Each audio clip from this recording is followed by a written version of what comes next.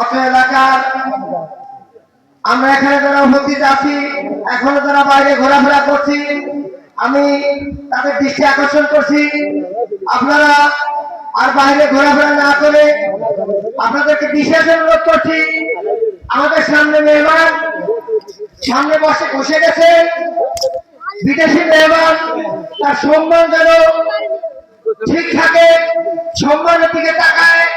আমরা আমাদের সামনে ফাঁকা জায়গাগুলো পূরণ করে বসবো, এই সহযোগিতা নেব আমি আপনাদের কাছে চাচ্ছি। আপনারা বাইরে যারা আছেন এরকম এখন ঘোরাফেরা না করে অনতিবিলম্বে মাহফিল প্যান্ডেলে এসে উপস্থিত হয়ে যান। এখন আপনাদের সামনে পবিত্র কোরআনুল কারীম থেকে তাফসীর পেশ করবেন আন্তর্জাতিক খ্যাতি সম্পন্ন তরুণ উদীয়মান বক্তা, বিশিষ্ট ইসলামিক চিন্তাবিদ, বর্তমান সময়ের তরুণ ইসলামের আলোচক ও গবেষক যারা হযরত মাওলানা এমডি হাফিজ সাহেব ছাত্রীরা কামিল হাদিস, BA honours, masters, Islamic studies and দাওরা বিভাগ। আমি ওলামা হযরতকে তার কোরআনুল কারীম থেকে পবিত্র তাফসীরুল কোরআন পেশ করার জন্য বিশেষভাবে অনুরোধ করছি। আসসালামু আলাইকুম।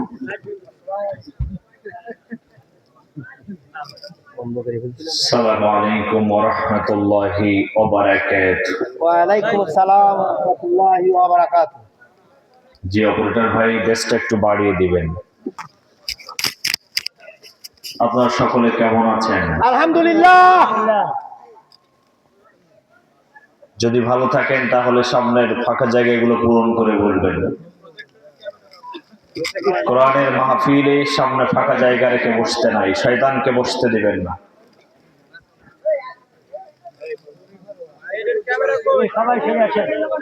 জি আসুন, আগে আসুন।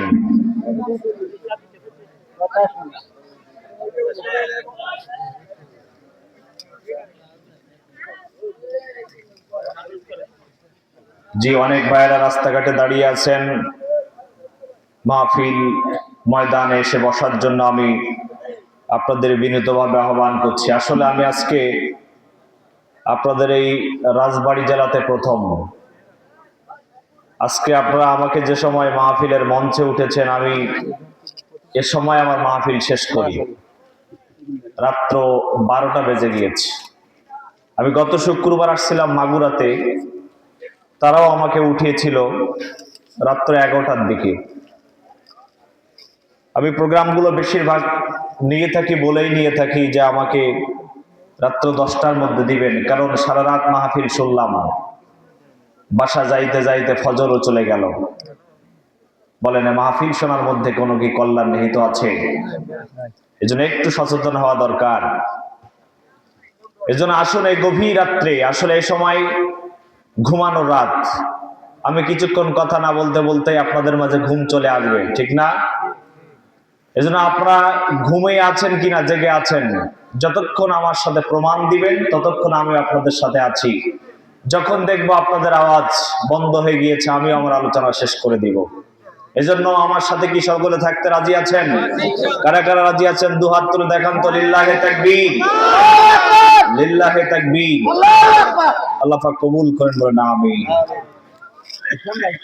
نحمده ونستعينه ونستغفره ونؤمن به ونتوكل عليه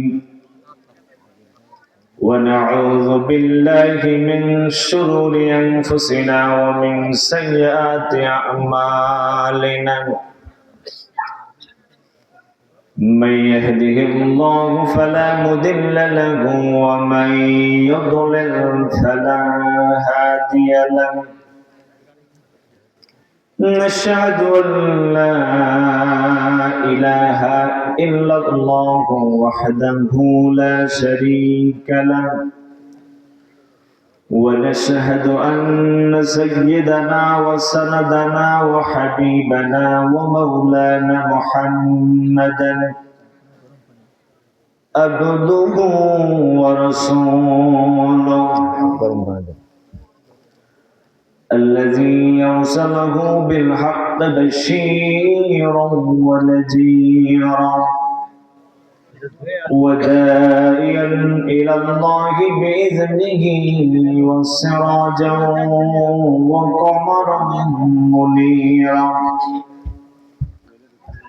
فقد قال الله تعالى في كلامه المجيد والفرقانه الحميد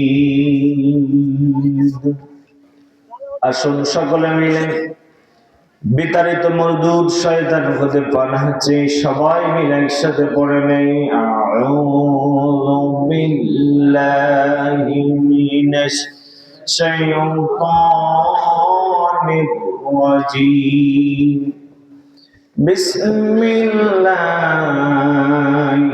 রহমানির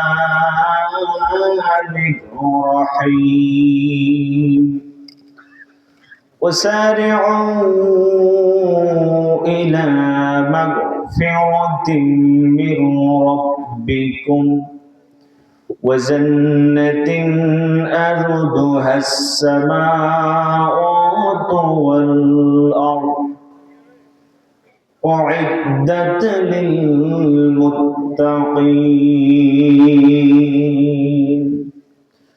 صدقت يا رب العالمين وقال تعالى شان في حبيبي لا يؤمن أحدكم حتى أكون أحب إليه من والده وولده والناس أجمعين إن الله وملائكته يصلون على النبي يا أيها الذين آمنوا صلوا عليه وسلموا تسليما اللهم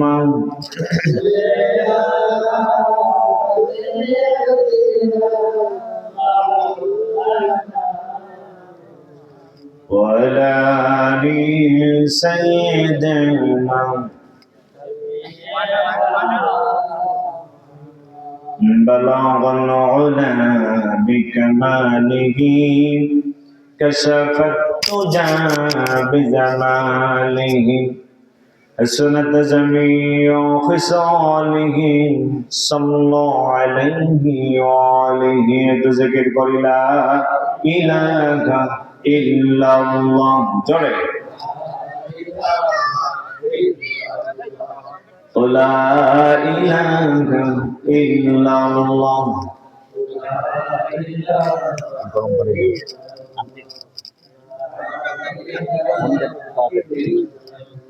বলল তারে কাফের নেতা চলবে না আর কোরআনের কথা বন্ধ যদি কর তুমি গাড়ি দেব আর দেব যে নারী বানিয়ে দিব তোমায় আর বনেতা লা ইলাহা ইল্লাল্লাহ লা ইলাহা ইল্লাল্লাহ বললেন রাসূল কত হলো ভুল আমি হলাম খোদার রাসূল বন্ধ করব না আমি যদি ওই এনে দাও চাঁদ সুরুজ লা ইলাহা ইল্লাল্লাহ লা ইলাহা ইল্লাল্লাহ لا إله إلا الله محمد رسول الله صلى الله عليه وسلم অধ্যকার বাংলাদেশের অন্যতম জেলা রাজবাড়ী জেলার বালিয়াকান্দি ইন্দোদ্দি জামে মসজিদ কমিটি এলাকাবাসীর উদ্যোগে আয়োজিত আজকের এই তৃতীয় বার্ষিক আজ মাহফিলের সম্মানিত সভাপতি জনাব মোহাম্মদ আব্দুল জলিল, সভাপতি ইন্দুদ্দি জামে মসজিদ, আল্লাহ তাআলা কোরআনের মাহফিলের সভাপতির বরকতে তার জীবনের সমস্ত গুনাহগাতাগুলো মাফ করে দিন, বলেন আমিন।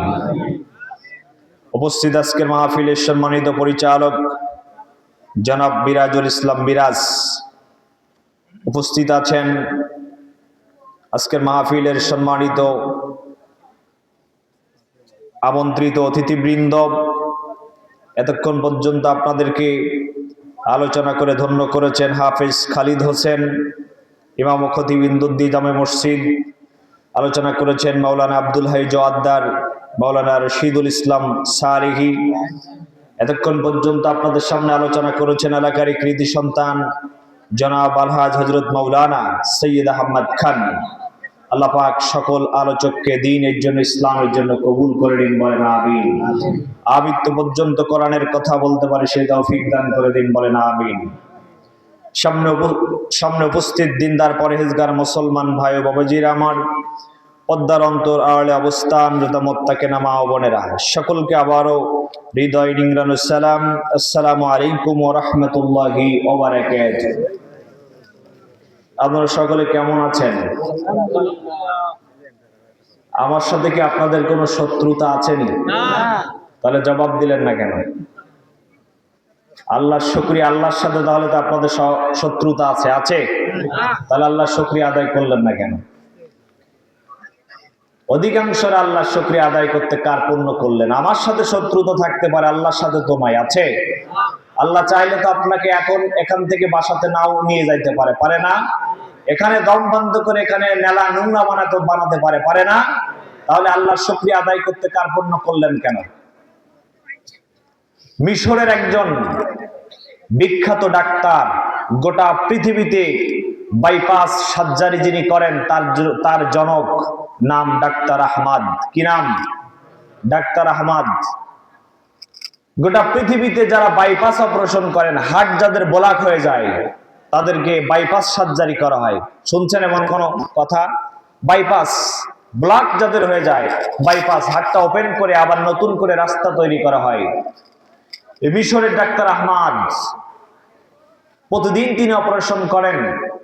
হঠাৎ করে তিনি একদিন যখন অপারেশন করলেন, অপারেশন করতে গিয়ে রোগীকে যখন উঠিতে শোয়ালেন, তার বক্ষটাকে যখন ফেড়ে ফেললেন, সাথে সাথে তিনি হাউমাউ করে কাঁদতে শুরু করলেন। তার সহযোগী এবং ডাক্তার নার্সরা প্রশ্ন করলেন, স্যার আপনি তো প্রতিদিন হার্ট অপারেশন করেন, কোনদিন তো আমরা আপনাকে কাঁদতে দেখি না, আজকে কাঁদলেন, কান্নার কারণটা কি? ডক্টর আহমদের কাছে যখন প্রশ্ন করলেন, তিনি বললেন, প্রতিদিন আমি যখন হার্টটাকে ওপেন করি সাথে সাথে রক্ত এসে ঢেকে যায়, হার্টটা ভালো করে আমার দেখার সুযোগ হয় না। কিন্তু আজকে যখন আমি এই লোকটাকে ওটিতে শোয়ালাম, তার বুকটাকে যখন ফেড়ে ফেললাম, তখন আমি দেখলাম তার হার্টটা রক্ত সাথে সাথে আসলো না, একটু দেরিতে আসলো, যার কারণে হার্টটাকে আমার ভালো করে দেখার সুযোগ হয়ে গেল। আমি হার্টটা ভালো করে দেখলাম, এই হার্টের মধ্যে 4টা শব্দ দিয়ে এমন একজন মহান সত্তার নাম লেখা আছে। আমি ডাক্তার আহমদ দেখে হাউমাউ করে ছোট্ট মানুষের মতো কাঁদতে শুরু করলাম। ডাক্তার আহমদ বলেন, দুনিয়ার মানুষ আমি দেখলাম আলিফ লাম লাম হা, আল্লাহ শব্দটি এত স্পষ্ট করে মানুষের হাড়ের মধ্যে লেখা আছে। আমি এটি দেখে হাউমাউ করে কাঁদতে শুরু করলাম। সাথে সাথে তিনি গোটা পৃথিবীর ইলেকট্রনিক্স মিডিয়া, প্রিন্টিং মিডিয়ার মাধ্যমে গোটা পৃথিবীর মানুষের কাছে জানিয়ে দিলেন, দুনিয়ার মানুষ তোমরা যদি পৃথিবীতে তোমাদের হার্টটাকে ভালো রাখতে চাও, সুস্থ রাখতে চাও, সবল রাখতে চাও, পৃথিবীতে বেশি বেশি করে আল্লাহর নাম এবং তার শুকরিয়া আদায় করে নাও।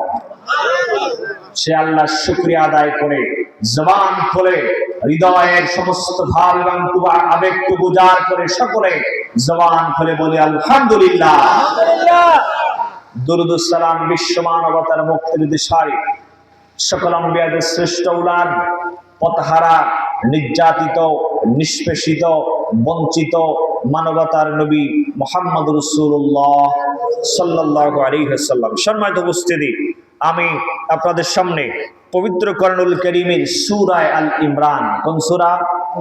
সূরা আল ইমরানের 133 নম্বর আয়াতে কারিমা তেলাওয়াত করেছি। রাসূলুল্লাহর জবান মুখ নিঃসৃত একটা হাদিস পাঠ করেছি। আল্লাহ তাআলা যখন জানায় আমাদের এখান থেকে কিছু কথা বলা এবং শোনার তৌফিক দান করেন, বলেন আমিন। আমার কোনো জ্ঞান নাই, আমি ছোট্ট মানুষ। আল্লাহ তাআলা আমাকে যা বলাবেন আমি আপনাদের সামনে ততটুকুই বলতে পারবো, এর বেশি কিছু বলতে পারার আমার কোনো সক্ষমতা নাই। আসুন আমরা আজ গভীর কোনো কথা শুনবো না, তাফসীর মাহফিল, কোরআন থেকে কথা শুনবো, রাসূলের সুন্নাহ থেকে কথা শুনবো। আজ গভীর কোনো কিচ্ছা কাহিনীর মধ্যে কোনো কল্যাণ ফায়দা নিহিত নাই। কারণ পৃথিবীতে যত আজগবি ঘটনা আছে, কোন আজগবি ঘটনা আপনাকে হেদায়েতের রাস্তা দেখিয়ে দিতে পারবে না। পৃথিবীতে একমাত্র হেদায়েতের গ্রন্থ, তার নাম কি? কোরআন।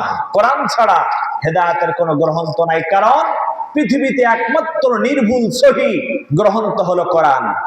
পৃথিবীতে যত গ্রন্থ আছে, আমি ডক্টর মরিস বকাইলির বাইবেল, কোরআন, বিজ্ঞান থেকে শুরু করে যত পৃথিবীর বিখ্যাত লেকচারের বই আমি পড়েছি, প্রত্যেকটা বইয়ের শুরুতে এবং শেষে লেখা আছে এই বইয়ের মধ্যে যদি ভুল ত্রুটি পরিলক্ষিত হয়, পরবর্তীতে যখন এটা আবার প্রকাশ করা হবে সেটাতে সংশোধন করা হবে। কিন্তু কোরআন রব্বুল আলামিন মানব জাতির জন্য নাজিল করেছেন 1450 বছর আগে। যখন নাজিল করেছেন শুরুতেই সিকিউরিটি কোড দিয়ে জানিয়ে দিয়েছেন জালিকাল কিতাব, এটা নয় ওটা এমন একটা কিতাব লা রাইবা ফি, যে কিতাবের মনে কোনো সন্দেহ নাই। সুবহানাল্লাহ। কোনো সন্দেহ নাই, সংশয় নাই। কারণ সংশয় না থাকার কারণেই পৃথিবীর একমাত্র হেদায়েতের গ্রন্থ, তার নাম কি?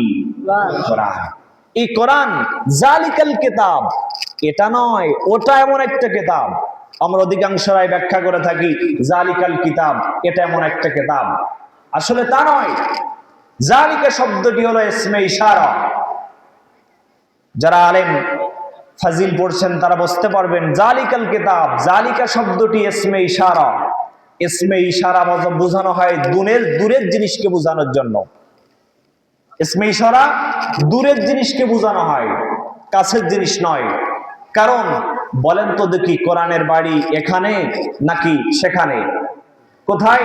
কাছে না দূরে? দূরে। কোরআনের বাড়ি কোথায়? লৌহে মাহফুজ। বাল হুয়া কুরআনুন মাজিদুন ফি লৌহে মাহফুজ। লৌহে মাহফুজের কিতাব, ওই যে কিতাব কোরআন, এই কোরআনের মধ্যে কোনো ভুল নাই, সন্দেহ নাই। সুবহানাল্লাহ। মানুষ চাইলেই পৃথিবী থেকে সেই কোরআনকে নিঃশেষ করতে পারবে? পারবে না। চাইলেই পারবে না, নিঃশেষ করা যাবে না। কারণ কোরআন যিনি নাজিল করেছেন, হেফাজতের দায়িত্ব তিনি নিয়েছেন। সুবহানাল্লাহ। সেই লৌহে মাহফুজে যে কিতাবটি সংরক্ষিত আছে, আমাদের কাছে যেটা আছে এটা হলো কোরআনের ফটোকপি। আসল কবি কার কাছে? আল্লাহর কাছে। সেই লৌহে মাহফুজের কিতাবটা রব্বুল আলামিন প্রতিদিন সচক্ষে নিজে 360 বার প্রদক্ষিণ করেন। আমরা সেই কোরআন থেকে কথা শুনবো ইনশাআল্লাহ। আল্লাহ তাআলা যেন আমলের নিয়তে বলা এবং শোনার তৌফিক দান করেন, বলেন আমিন। তবে প্রত্যেকটা জিনিসের মুকদ্দম ভূমিকায় কিছু কথা বলা দরকার। আজকে আমরা যে সময়ে এই রাজবাড়ী ইন্দুদ্দি জামে মসজিদ ও এলাকাবাসীর উদ্যোগে আয়োজিত এই বিশাল মাহফিলের সকলে মুক্ত মনে, খোলা মনে মাহফিল শুনতে বসেছি। আমাদের মধ্যে কি কোনো ভয় আছে? সন্দেহ আছে? সংশয় আছে? কেউ কি মারবে এমন কোনো সন্দেহ আছে? বিগত সময় ছিল, এখন কি আর আছে? না। ঠিক সে সময় গোটা পৃথিবীর দিকে আপনি তাকিয়ে দেখুন, বিশেষ করে গোটা পৃথিবীর নির্যাতিত নিষ্পেষিত মুসলিম জনপদ নাম হলো ফিলিস্তিন। কি নাম? ফিলিস্তিন। গোটা ফিলিস্তিনের মুসলমানদেরকে ইহুদিরা 1 নয় 2 নয় 70 বছর ধরে মুসলমানদেরকে কিভাবে নিঃশেষ করা যায় তার সুগভীর ষড়যন্ত্রে তারা লিপ্ত হয়েছে। কথা বলেন। ইসরায়েলদের নিক্ষিপ্ত বোমার আঘাতে, ইসরায়েলদের নিক্ষিপ্ত বোমার আঘাতে মুসলমানদের সমস্ত স্থাপনাগুলো ধ্বংস করে দেওয়া হচ্ছে। পিতার সামনে সন্তানকে উঠিয়ে নিয়ে তার হাত কেটে, পা কেটে, মাথা কেটে খণ্ড খণ্ড করে কাফনের কাপড়ে মুড়িয়ে পিতার সামনে লাশকে দেওয়া হচ্ছে। পিতা সন্তানের ক্রন্দন শুনে রাহাজানিতে মনে হচ্ছে গোটা ফিলিস্তিনের আকাশ বাতাস যেন প্রকম্পিত হচ্ছে। সন্তান পিতার খন্দিত অংশগুলো কোলে নিয়ে কাফনের কাপড়ে মুড়িয়ে সর্বাঙ্গে চুমা খাচ্ছে এবং সন্তানের রোনাজারিতে, সন্তানের আহাজারিতে তিনি মনভাবে ক্রন্দন করছে। মনে হচ্ছে গোটা ফিলিস্তিনের মাটি থরথর করে কাঁপছে। কিন্তু দুঃখ লাগে, কষ্ট হয়, পৃথিবীর 57টির অধিক মুসলিম রাষ্ট্রের রাষ্ট্রপ্রধানগুলো আজ পর্যন্ত একযোগে এক টেবিলে বসে আমার অসহায় ফিলিস্তিনের মা বোনদের পক্ষে একটা বার্তা দিতে পারে না। এই কথা বলেন ঠিক না বেঠিক? তার কারণ অধিকাংশ মুসলিম রাষ্ট্রের রাষ্ট্রপ্রধানগুলো আজকে টাটকা নির্ভেজাল মুনাফিক আর খাঁটি হারাম আর বেঈমানে পরিণত হয়েছে। কথা বলেন ঠিক না বেঠিক? আজকে পৃথিবীর 250 কোটি মুসলমান, 57টির অধিক মুসলিম রাষ্ট্রের রাষ্ট্রপ্রধান যদি এক টেবিলে বসে একযোগে একটা বার্তা প্রদান করতে পারত, ইসরায়েল যা হয়েছে যথেষ্ট হয়েছে, থামো। 70 বছর ধরে একটা স্বাধীন মুসলিম রাষ্ট্রকে তিলে তিলে বম্পিং করে তোমরা মাটির সাথে মিশিয়ে দিয়েছ। 70 বছর ধরে আমার ফিলিস্তিনের মা বোনদেরকে ঠিক মতো নামাজ আদায় করতে দাও নাই। মুসলমানদের প্রথম কিবলা বাইতুল মাকদিসের আযান ইকামতকে বন্ধ করে দিয়েছ। ইসরায়েল যথেষ্ট হয়েছে, থামাও। আমরা 57টি রাষ্ট্রের রাষ্ট্রপ্রধান, পৃথিবীর 250 কোটি মুসলমান ঘোষণা দিলাম, আগামীকাল পূর্ব দিগন্তে সূর্যোদিত হওয়ার পর থেকে আমার ফিলিস্তিনের মা বোনদের উপরে যদি আর একবার অত্যাচার নির্যাতন চালানো হয়, আর একটা যদি বোমা নিক্ষেপ করা হয়, আর একটা যদি গুলি চালানো হয়, পৃথিবী থাকবে কি থাকবে জানি না। পৃথিবীর 250 কোটি মুসলমান, পৃথিবীর 57টি মুসলিম রাষ্ট্রপ্রধান একযোগে ঘোষণা প্রদান করলাম, আগামীকাল পূর্ব দিগন্তে সূর্যোদয় হওয়ার পর থেকে যদি আর একটা বোমা নিক্ষেপ করা হয়, পৃথিবীর 250 কোটি মুসলমান যা আছে তাই নিয়ে তোমাদের বিরুদ্ধে ময়দানে ঝাঁপিয়ে পড়বে। আল্লাহর কসম করে বলছি, একটা ঘোষণা দিতে পারলেই আগামী 24 ঘন্টার মধ্যে গোটা পৃথিবীর মানচিত্র থেকে ইসরায়েলের নাম নিশানা মুছে যেত। কথা বলতেই হবে, ঠিক না বেঠিক?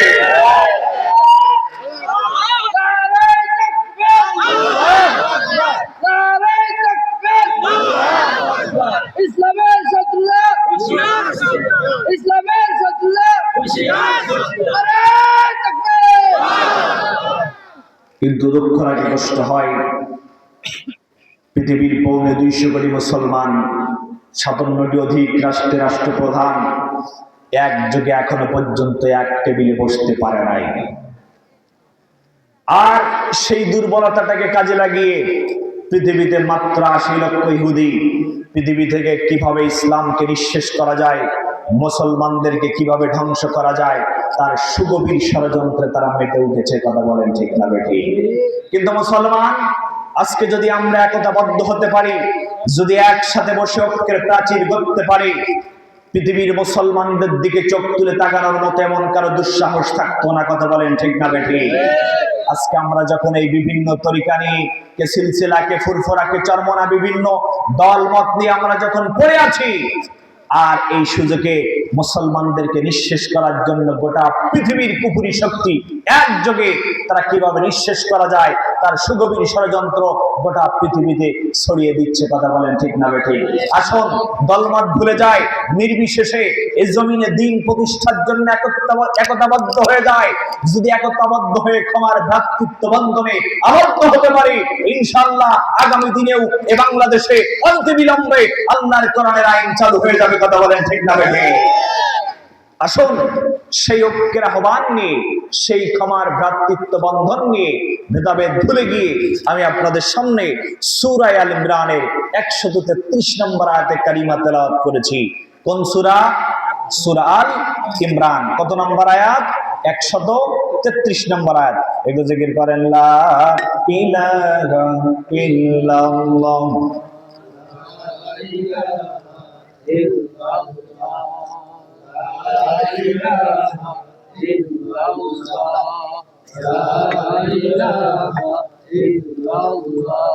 সুবহানাল্লাহ আলহামদুলিল্লাহ লা ইলাহা ইল্লাল্লাহ লা ইলাহা ইল্লাল্লাহ সুবহানাল্লাহ আলহামদুলিল্লাহ, লা ইলাহা ইল্লাল্লাহ, লা ইলাহা ইল্লাল্লাহ, মুহাম্মাদুর রাসূলুল্লাহ সাল্লাল্লাহু আলাইহি ওয়াসাল্লাম। সম্মানিত উপস্থিতি, যে কথা বলতেছিলাম, সূরা আল ইমরান 133 নম্বর আয়াত।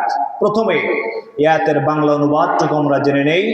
আল্লাহ সুবহানাহু ওয়া তাআলা বলেন, ওয়াসারিউ, আর তোমরা দৌড়াও, প্রতিযোগিতা করো, ইলা মাগফিরাতিম মির রাব্বিকুম, আমি মহান রব আমার পক্ষ থেকে ক্ষমা লাভের আশায়। সুবহানাল্লাহ বলবেন না?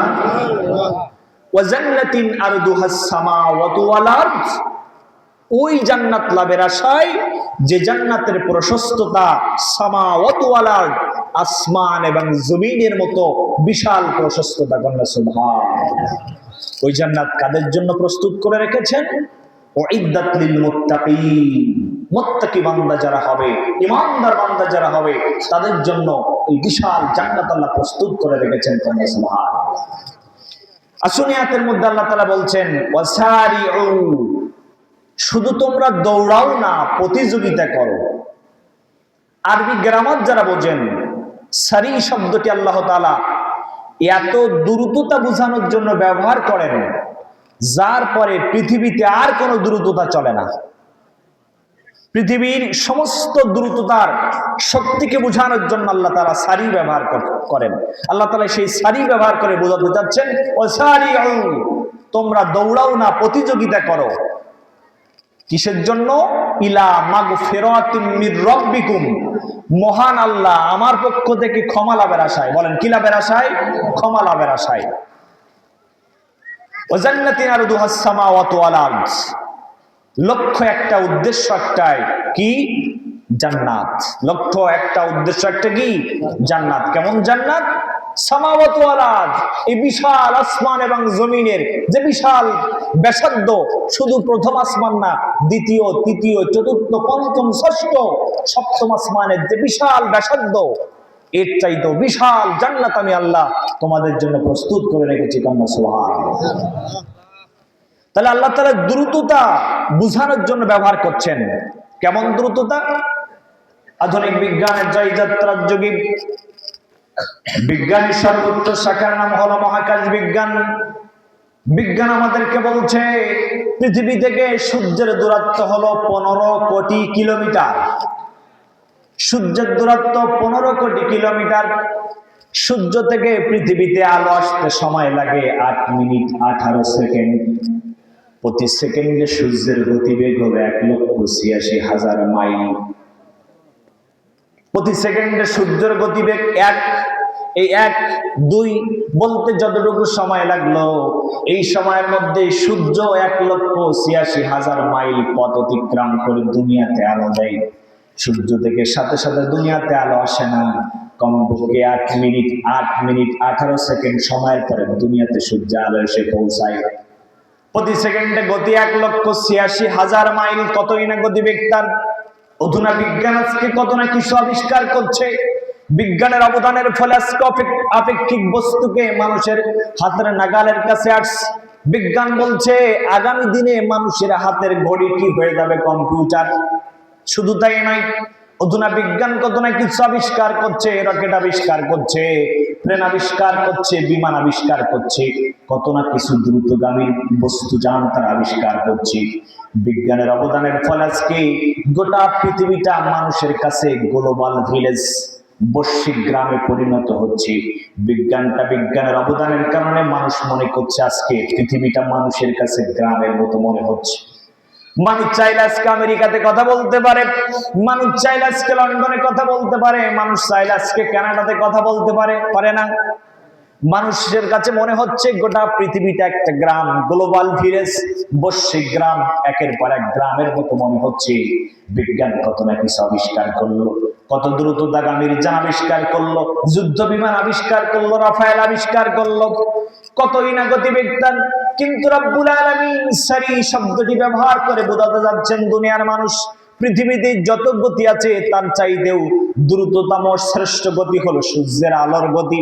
প্রতি সেকেন্ডে 1,86,000 মাইল পথ আলোর ফোকাসটা চলে যায়। কতই না গতিবেগ তার। রব্বুল আলামিন সারি শব্দটি ব্যবহার করে বোঝাতে চাচ্ছেন দুনিয়ার মানুষ, সূর্যের আলোর গতির চাইতেও যদি দ্রুত গতিতে দৌড়াতে হয় তবু দৌড়াও, এবং আমি মহান রব আমার কাছ থেকে ক্ষমা চেয়ে নাও। সুবহানাল্লাহ। দুনিয়াতে চলার পথে দুনিয়ার জীবনে শয়তানের প্ররোচনায় কত না গুনাহ করে ফেলেছ, শয়তানের প্ররোচনায় কত অন্যায় অপরাধ করে ফেলেছ, কত পাপাচার করে ফেলেছ। দুনিয়াতে তুমি যতদিন আছো পুরো দুনিয়াটা তোমার জন্য ক্ষমার অভাব চলছে, ক্ষমার মৌসুম চলছে। এই সময়টা হাতছাড়া করো না। যতদিন তোমার হায়াতকাল আছে এই হায়াতকালে আমি মহান রব আমার কাছ থেকে ক্ষমা চেয়ে নাও। শুধু ক্ষমা চাওয়া কেমন, শুধু চাইলে হবে না, বরঞ্চ যদি সূর্যের আলোর গতির চাইতেও দ্রুত গতিতে দৌড়াতে হয় তবু আমি মহান রব আমার কাছ থেকে ক্ষমা চেয়ে নাও। কন্যা সুবহানাল্লাহ। বলেন তো ক্ষমা মানুষের জীবনে নাকি মরণের পরে? মানুষের জীবনে হায়াতকালেই ক্ষমা। জীবন আছে যতদিন ক্ষমা পাবেন ততদিন, মৃত্যুবরণ করবেন সমস্ত ক্ষমার দরজাগুলো বন্ধ হয়ে যাবে। কথা বলেন? হায়াতকালেই ক্ষমা। সামান্য দুনিয়াতে আপনি এসেছেন, আজকে আপনি আমি সেই ক্ষমার চিন্তা চেতনা তো নাই।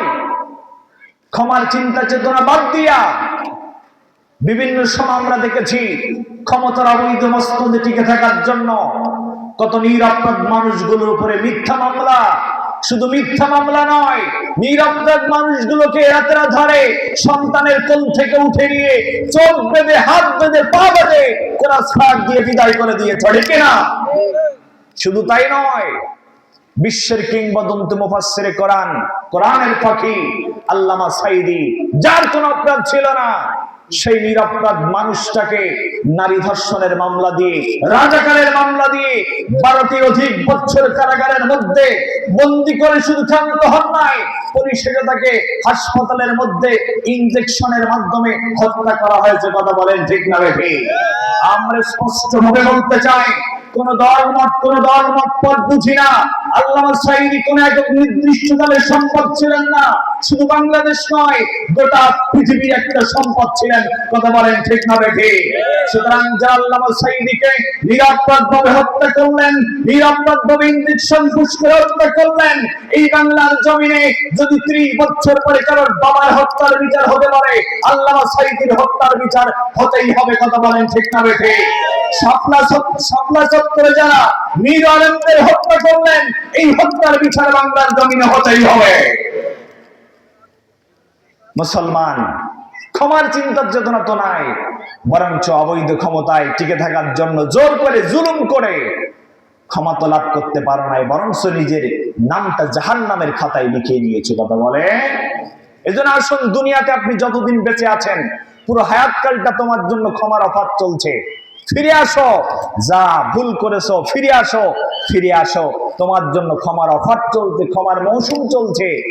দুনিয়াতে যখন তুমি মৃত্যুবরণ করবে আর ক্ষমার দরজা খোলা থাকবে না, ক্ষমার দরজাগুলো বন্ধ হয়ে যাবে। পুরো দুনিয়ার জীবনটা তোমার জন্য ক্ষমার অফার চলছে, ক্ষমার মৌসুম চলছে। একটু উদাহরণ দিলে পরিষ্কার হয়ে যায়। এই কিছুদিন পরে আমাদের মাঝে আসবে মাহে রমজান। রমজান আসতে না আসতে আমাদের মাঝে চলে আসবে পবিত্র ঈদ উল ফিতর, ঈদ উল আজহা। ঈদ যখন চলে আসবে, বিভিন্ন বালিয়াকান্দির বাজারে, বালিয়াকান্দির বিভিন্ন মোড়ে মোড়ে বিভিন্ন প্ল্যাকার্ড টানিয়ে দেওয়া হবে। যমুনা কোম্পানির ফ্রিজ কিনলে ঈদ উপলক্ষে নগদ মূল্যে 10,000 টাকা ছাড়, ওয়ালটন কোম্পানির ফ্রিজ কিনলে নগদ মূল্যে 5,000 টাকা ছাড়।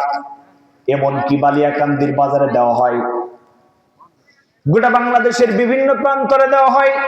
আজকে আমরা যারা মোবাইল ব্যবহার করি, ইন্টারনেট যারা ব্যবহার করি, বিভিন্ন সময় বিভিন্ন কোম্পানিগুলো অফার প্রদান করে। আমার কোম্পানির অফার কিনলে, আমার কোম্পানিতে 18 টাকা ঢোকালে 1 জিবি পাবেন, 50 টাকা ঢোকালে 2 জিবি পাবেন, 100 টাকা ঢোকালে 10 জিবি পাবেন। যারা আমরা মোবাইল চালাই, ইন্টারনেট যারা ব্যবহার করি, তারা চেষ্টা করি অফারটি গ্রহণ করার জন্য। দুনিয়ার 30 দিনের অফার, 1 মাসের অফার গ্রহণ করার জন্য যদি টাকাও না থাকে, পাশে বন্ধু বান্ধব বিভিন্ন মানুষের কাছ থেকে টাকা ধার করে নিয়ে আমরা অফারটি গ্রহণ করি।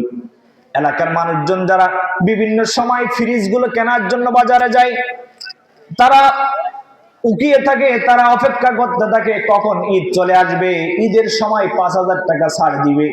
বিভিন্ন আত্মীয় স্বজনের কাছ থেকে টাকা ধার করে নিয়ে হলো তারা অফারটি গ্রহণ করার চেষ্টা করে। দুনিয়ার মানুষ কি বোঝাতে চাইলাম, দুনিয়াতে 30 দিনের 1 মাসের অফার গ্রহণ করার জন্য কত না চেষ্টা করছো, কত না ফিকির করছো, কিন্তু রব্বুল আলামিন তুমি দুনিয়াতে যতদিন বেঁচে আছো, তুমি 60 বছর, 70 বছর, 80 বছর, 90 বছর, 100 বছর যে বেঁচে আছো, এই পুরো হায়াত কালটা তোমার জন্য ক্ষমার অফার চলছে, ক্ষমার মৌসুম চলছে। সুতরাং এই দুনিয়াতে যতদিন বেঁচে আছো, 60 বছর, 70 বছর, 80 বছর, 90 বছর, 100 বছরের হায়াত কালে যতদিন তুমি আছো, ততদিন তুমি মহান রবের কাছ থেকে ক্ষমা চেয়ে নাও। কান্না সুবহানাল্লাহ। যতদিন বেঁচে আছো এই সময়কালটা আল্লাহর কাছ থেকে ক্ষমা চেয়ে নাও।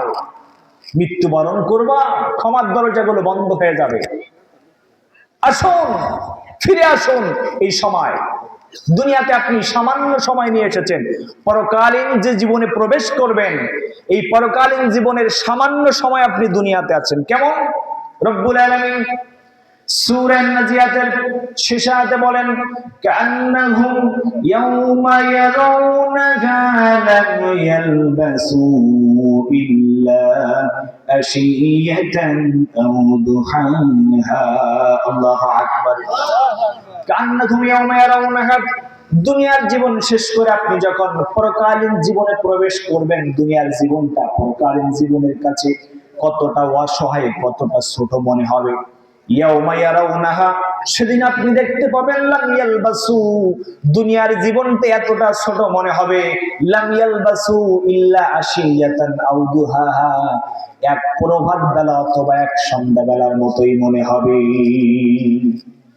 এই আয়াতের ব্যাখ্যায় জগৎ বিখ্যাত তাফসীর ফি জিলালিল কোরআন, বর্তমান জগৎ বিখ্যাত তাফসীর ফি জিলালিল কোরআন, তাফসীর ইবনে কাসির, তাফসীর ইবনে কাবির সহকারে যতগুলো তাফসীর আমার দেখার সুযোগ হয়েছে, প্রত্যেকটা মুফাসসিরে কেরাম একই ব্যাখ্যা করছেন।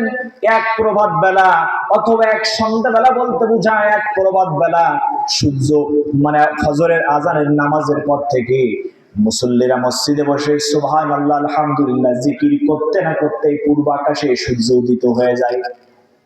এই সময়টা অনেক বড় সময় নাকি অল্প সময়? অল্প সময়। এক সন্ধ্যাবেলা বলতে আসরের নামাজের পর থেকে শুরু করে সূর্য উদয়ের আগ পর্যন্ত এই সময়টাও অনেক বড় সময় নাকি সামান্য সময়? কথা বলেন না কেন? সামান্য সময়। বরঞ্চ দেখা যায় আসরের নামাজ শেষ হতে না হতেই মাগরিবের সময় চলে আসে। সামান্য সময়, 1 থেকে 1.5 ঘন্টা সময়। রব্বুল আলামিন বলেন, দুনিয়ার মানুষ, তুমি দুনিয়াতে যে 50 বছর, 60 বছর, 70 বছর, 80 বছর, 90 বছর, না হয় 100 বছরের যে হায়াতকাল পেয়েছো, এই হায়াতকালটা শেষ করে তুমি যখন কবরে প্রবেশ করবা, পরকালীন জীবনে প্রবেশ করবা, এই 100 বছরের হায়াতকালটা তোমার কাছে দুনিয়ার 1 থেকে 1.5 ঘন্টা সময়ের মতো মনে হবে।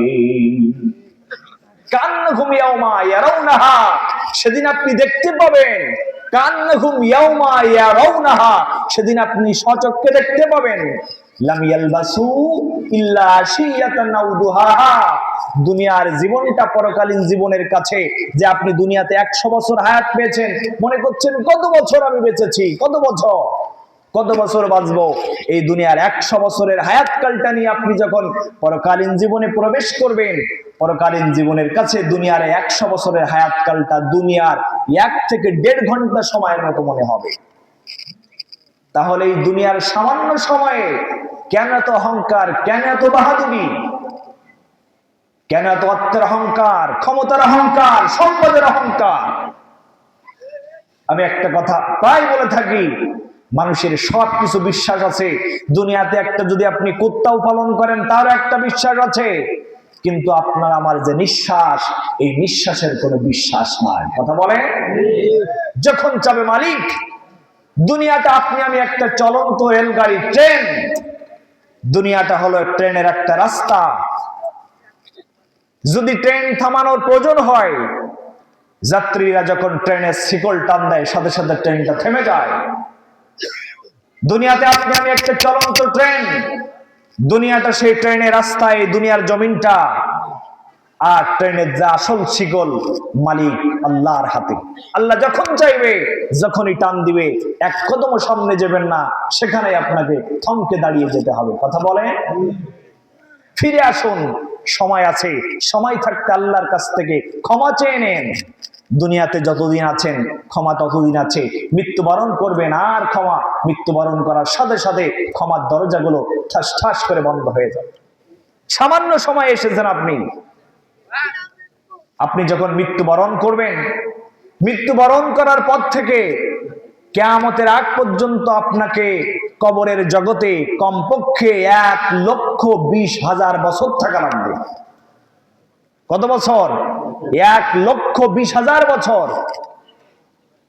সর্বশেষ যিনি মৃত্যুবরণ করবেন, সর্বশেষ যে ব্যক্তি মৃত্যুবরণ করবে, তাকে 1,20,000 বছর থাকা লাগবে।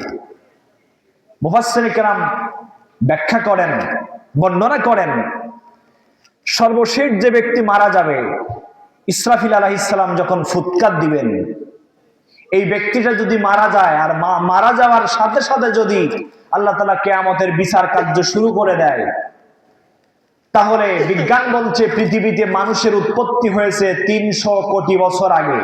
কত বছর আগে? পৃথিবীতে মানুষের উৎপত্তি হয়েছে বিজ্ঞানের ধারণা অনুযায়ী 300 কোটি বছর আগে। আর যে আমরা পশু পাখি দেখি, এই যে পাখি, বিভিন্ন কীট পতঙ্গগুলো, এগুলো আল্লাহ তাআলা সৃষ্টি করেছেন আরো 200 বছর আগে। মোট 500 কোটি বছর আগে পৃথিবীতে জীবজন্তু, পাখি সৃষ্টি করেছেন। তারপরে 300 কোটি বছর আগে মানুষ সৃষ্টি করেছেন। এখন 300 কোটি বছর আগে যে মানুষটি মারা গিয়েছে, সে যদি অন্যায় অপরাধ করে থাকে, 300 কোটি বছর আগ থেকে এখন পর্যন্ত সে কি কবরের আযাব ভোগ করছে না? অবশ্যই সে কবরের আযাব ভোগ করছে।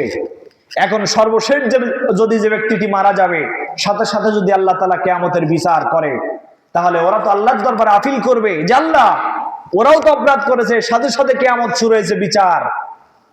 আর আমরা তো সেই 300 কোটি বছর আগ থেকে আমাদের পাপের প্রায়শ্চিত্ত আমরা ভোগ করে আসছি। যদি আল্লাহর সামনে প্রশ্ন করে, রব্বুল আলামিন সে ব্যবস্থাও করে রেখেছেন। সর্বশেষ ইসরাফিল আলাইহিস সালাম যখন দ্বিতীয় ফুৎকার দিবেন, দ্বিতীয় ফুৎকার থেকে শুরু করে তৃতীয় ফুৎকার পর্যন্ত 40,000 বছর গোটা পৃথিবী নিস্তব্ধ হয়ে থাকবে। পৃথিবীর সমস্ত মানুষগুলো মারা যাবে 40,000 বছর। 40,000 বছর আপনাকে এই কবরের আযাব ভোগ করা লাগবে। এই 40,000 বছর আপনি যে কবরের আযাব ভোগ করবেন, এই আযাবটা কেমন হবে? ওই যে 300 কোটি বছর আগ থেকে যারা কবরের আযাব ভোগ করছেন, ওই সমতুল্য শাস্তি আপনাকে এই 40,000 বছর দেওয়া হবে। 40,000 বছর নিস্তব্ধ অবস্থায় থাকবে। ইসরাফিল আলাইহিস সালাম তৃতীয় ফুৎকার যখন দিবেন, অনুফিকা ফিস সূর, ইসরাফিল আলাইহিস সালাম যখন সিংহায় তৃতীয় ফুৎকার দিবেন, তৃতীয় ফুৎকার দেওয়ার সাথে সাথে পৃথিবীর সবকিছু বিদীর্ণ হয়ে যাবে। আমরা উঠতে থাকবো, হাসরের ময়দানের দিকে দৌড়াতে থাকবো। পুলসিরাতের যে রাস্তা, এই পুলসিরাতের রাস্তার উপরে উঠতে লাগবে 10,000 বছর, মধ্যখানে অবস্থান করতে হবে 10,000 বছর, নামতে হবে 10,000 বছর। এই হলো 30,000 বছর। এদিকে 40 আর এদিকে 30, হয়ে গেল 70,000 বছর। আর আল্লাহ তাআলা যেদিন কিয়ামতের বিচার করবেন, এই বিচারের দিনটা হবে দুনিয়ার 50,000 বছরের সমান একদিন।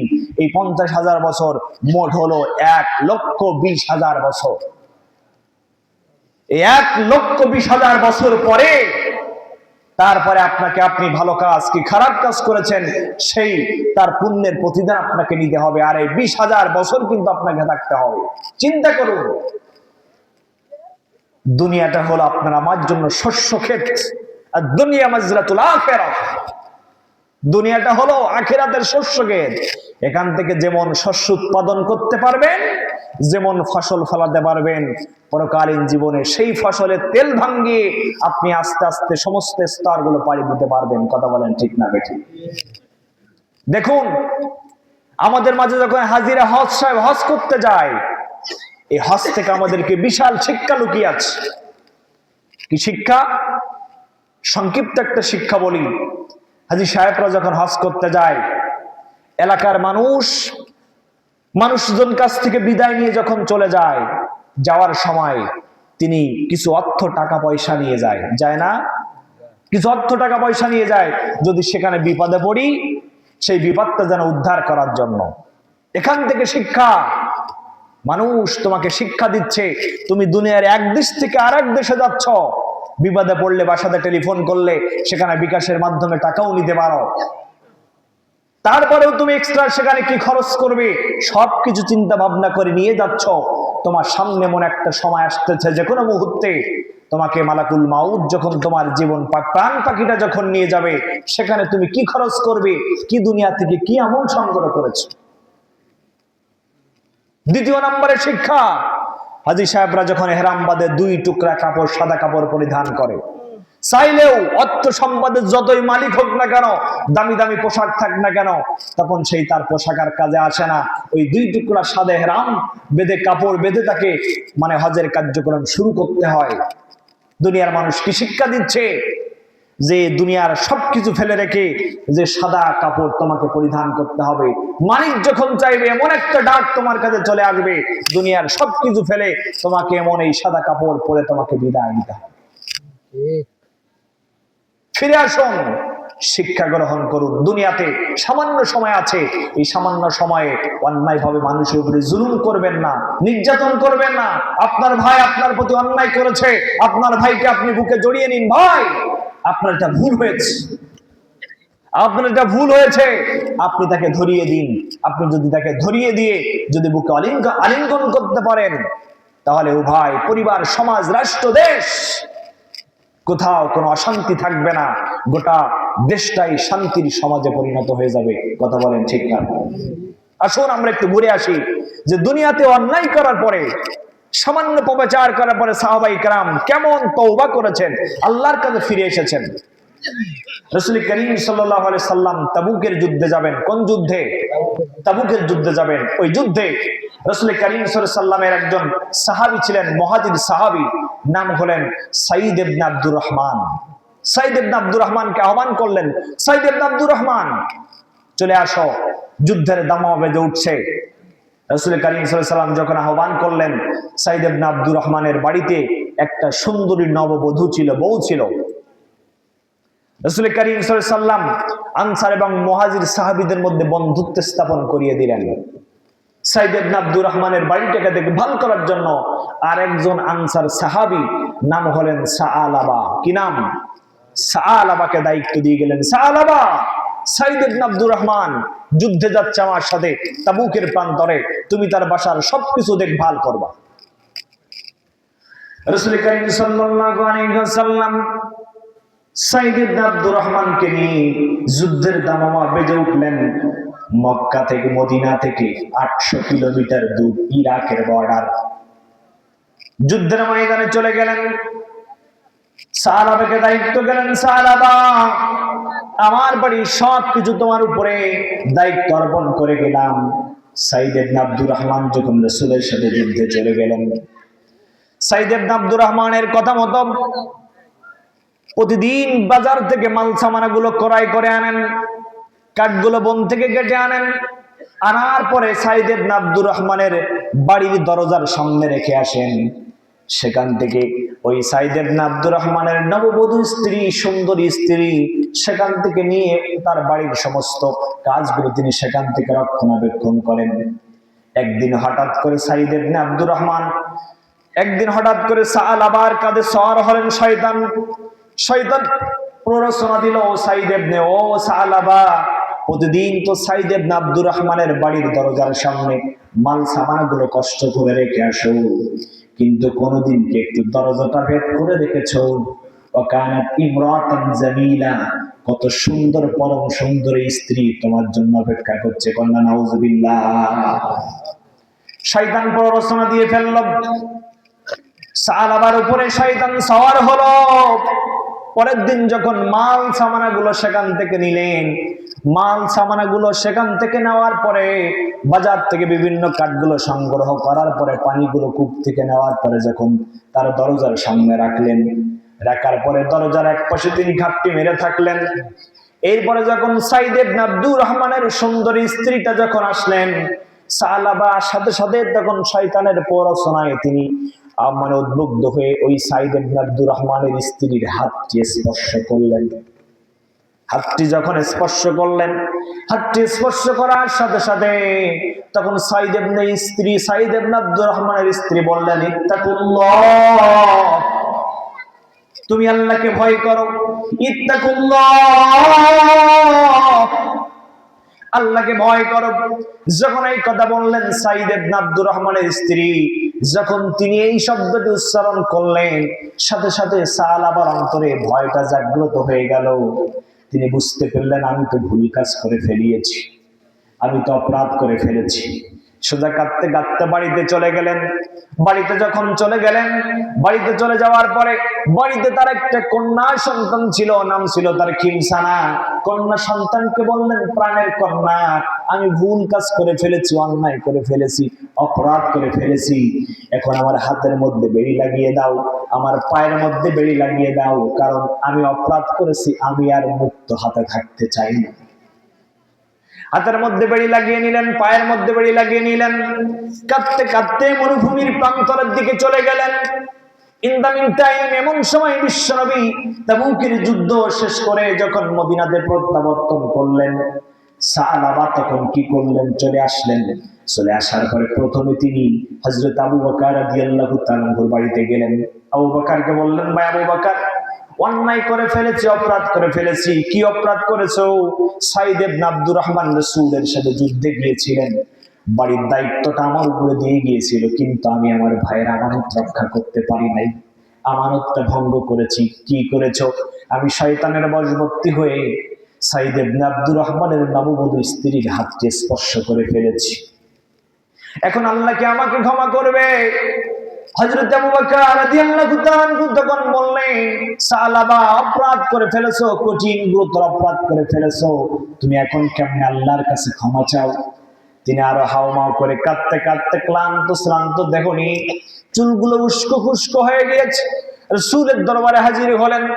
রাসূলের দরবারে যখন হাজির হলেন, বিশ্বনবীকে বললেন, ইয়া রাসূলুল্লাহ, ইয়া হাবিবাল্লাহ, আমি অপরাধ করে ফেলেছি, অন্যায় করে ফেলেছি, ভুল কাজ করে ফেলেছি, এখন আল্লাহ কি আমাকে ক্ষমা করবে?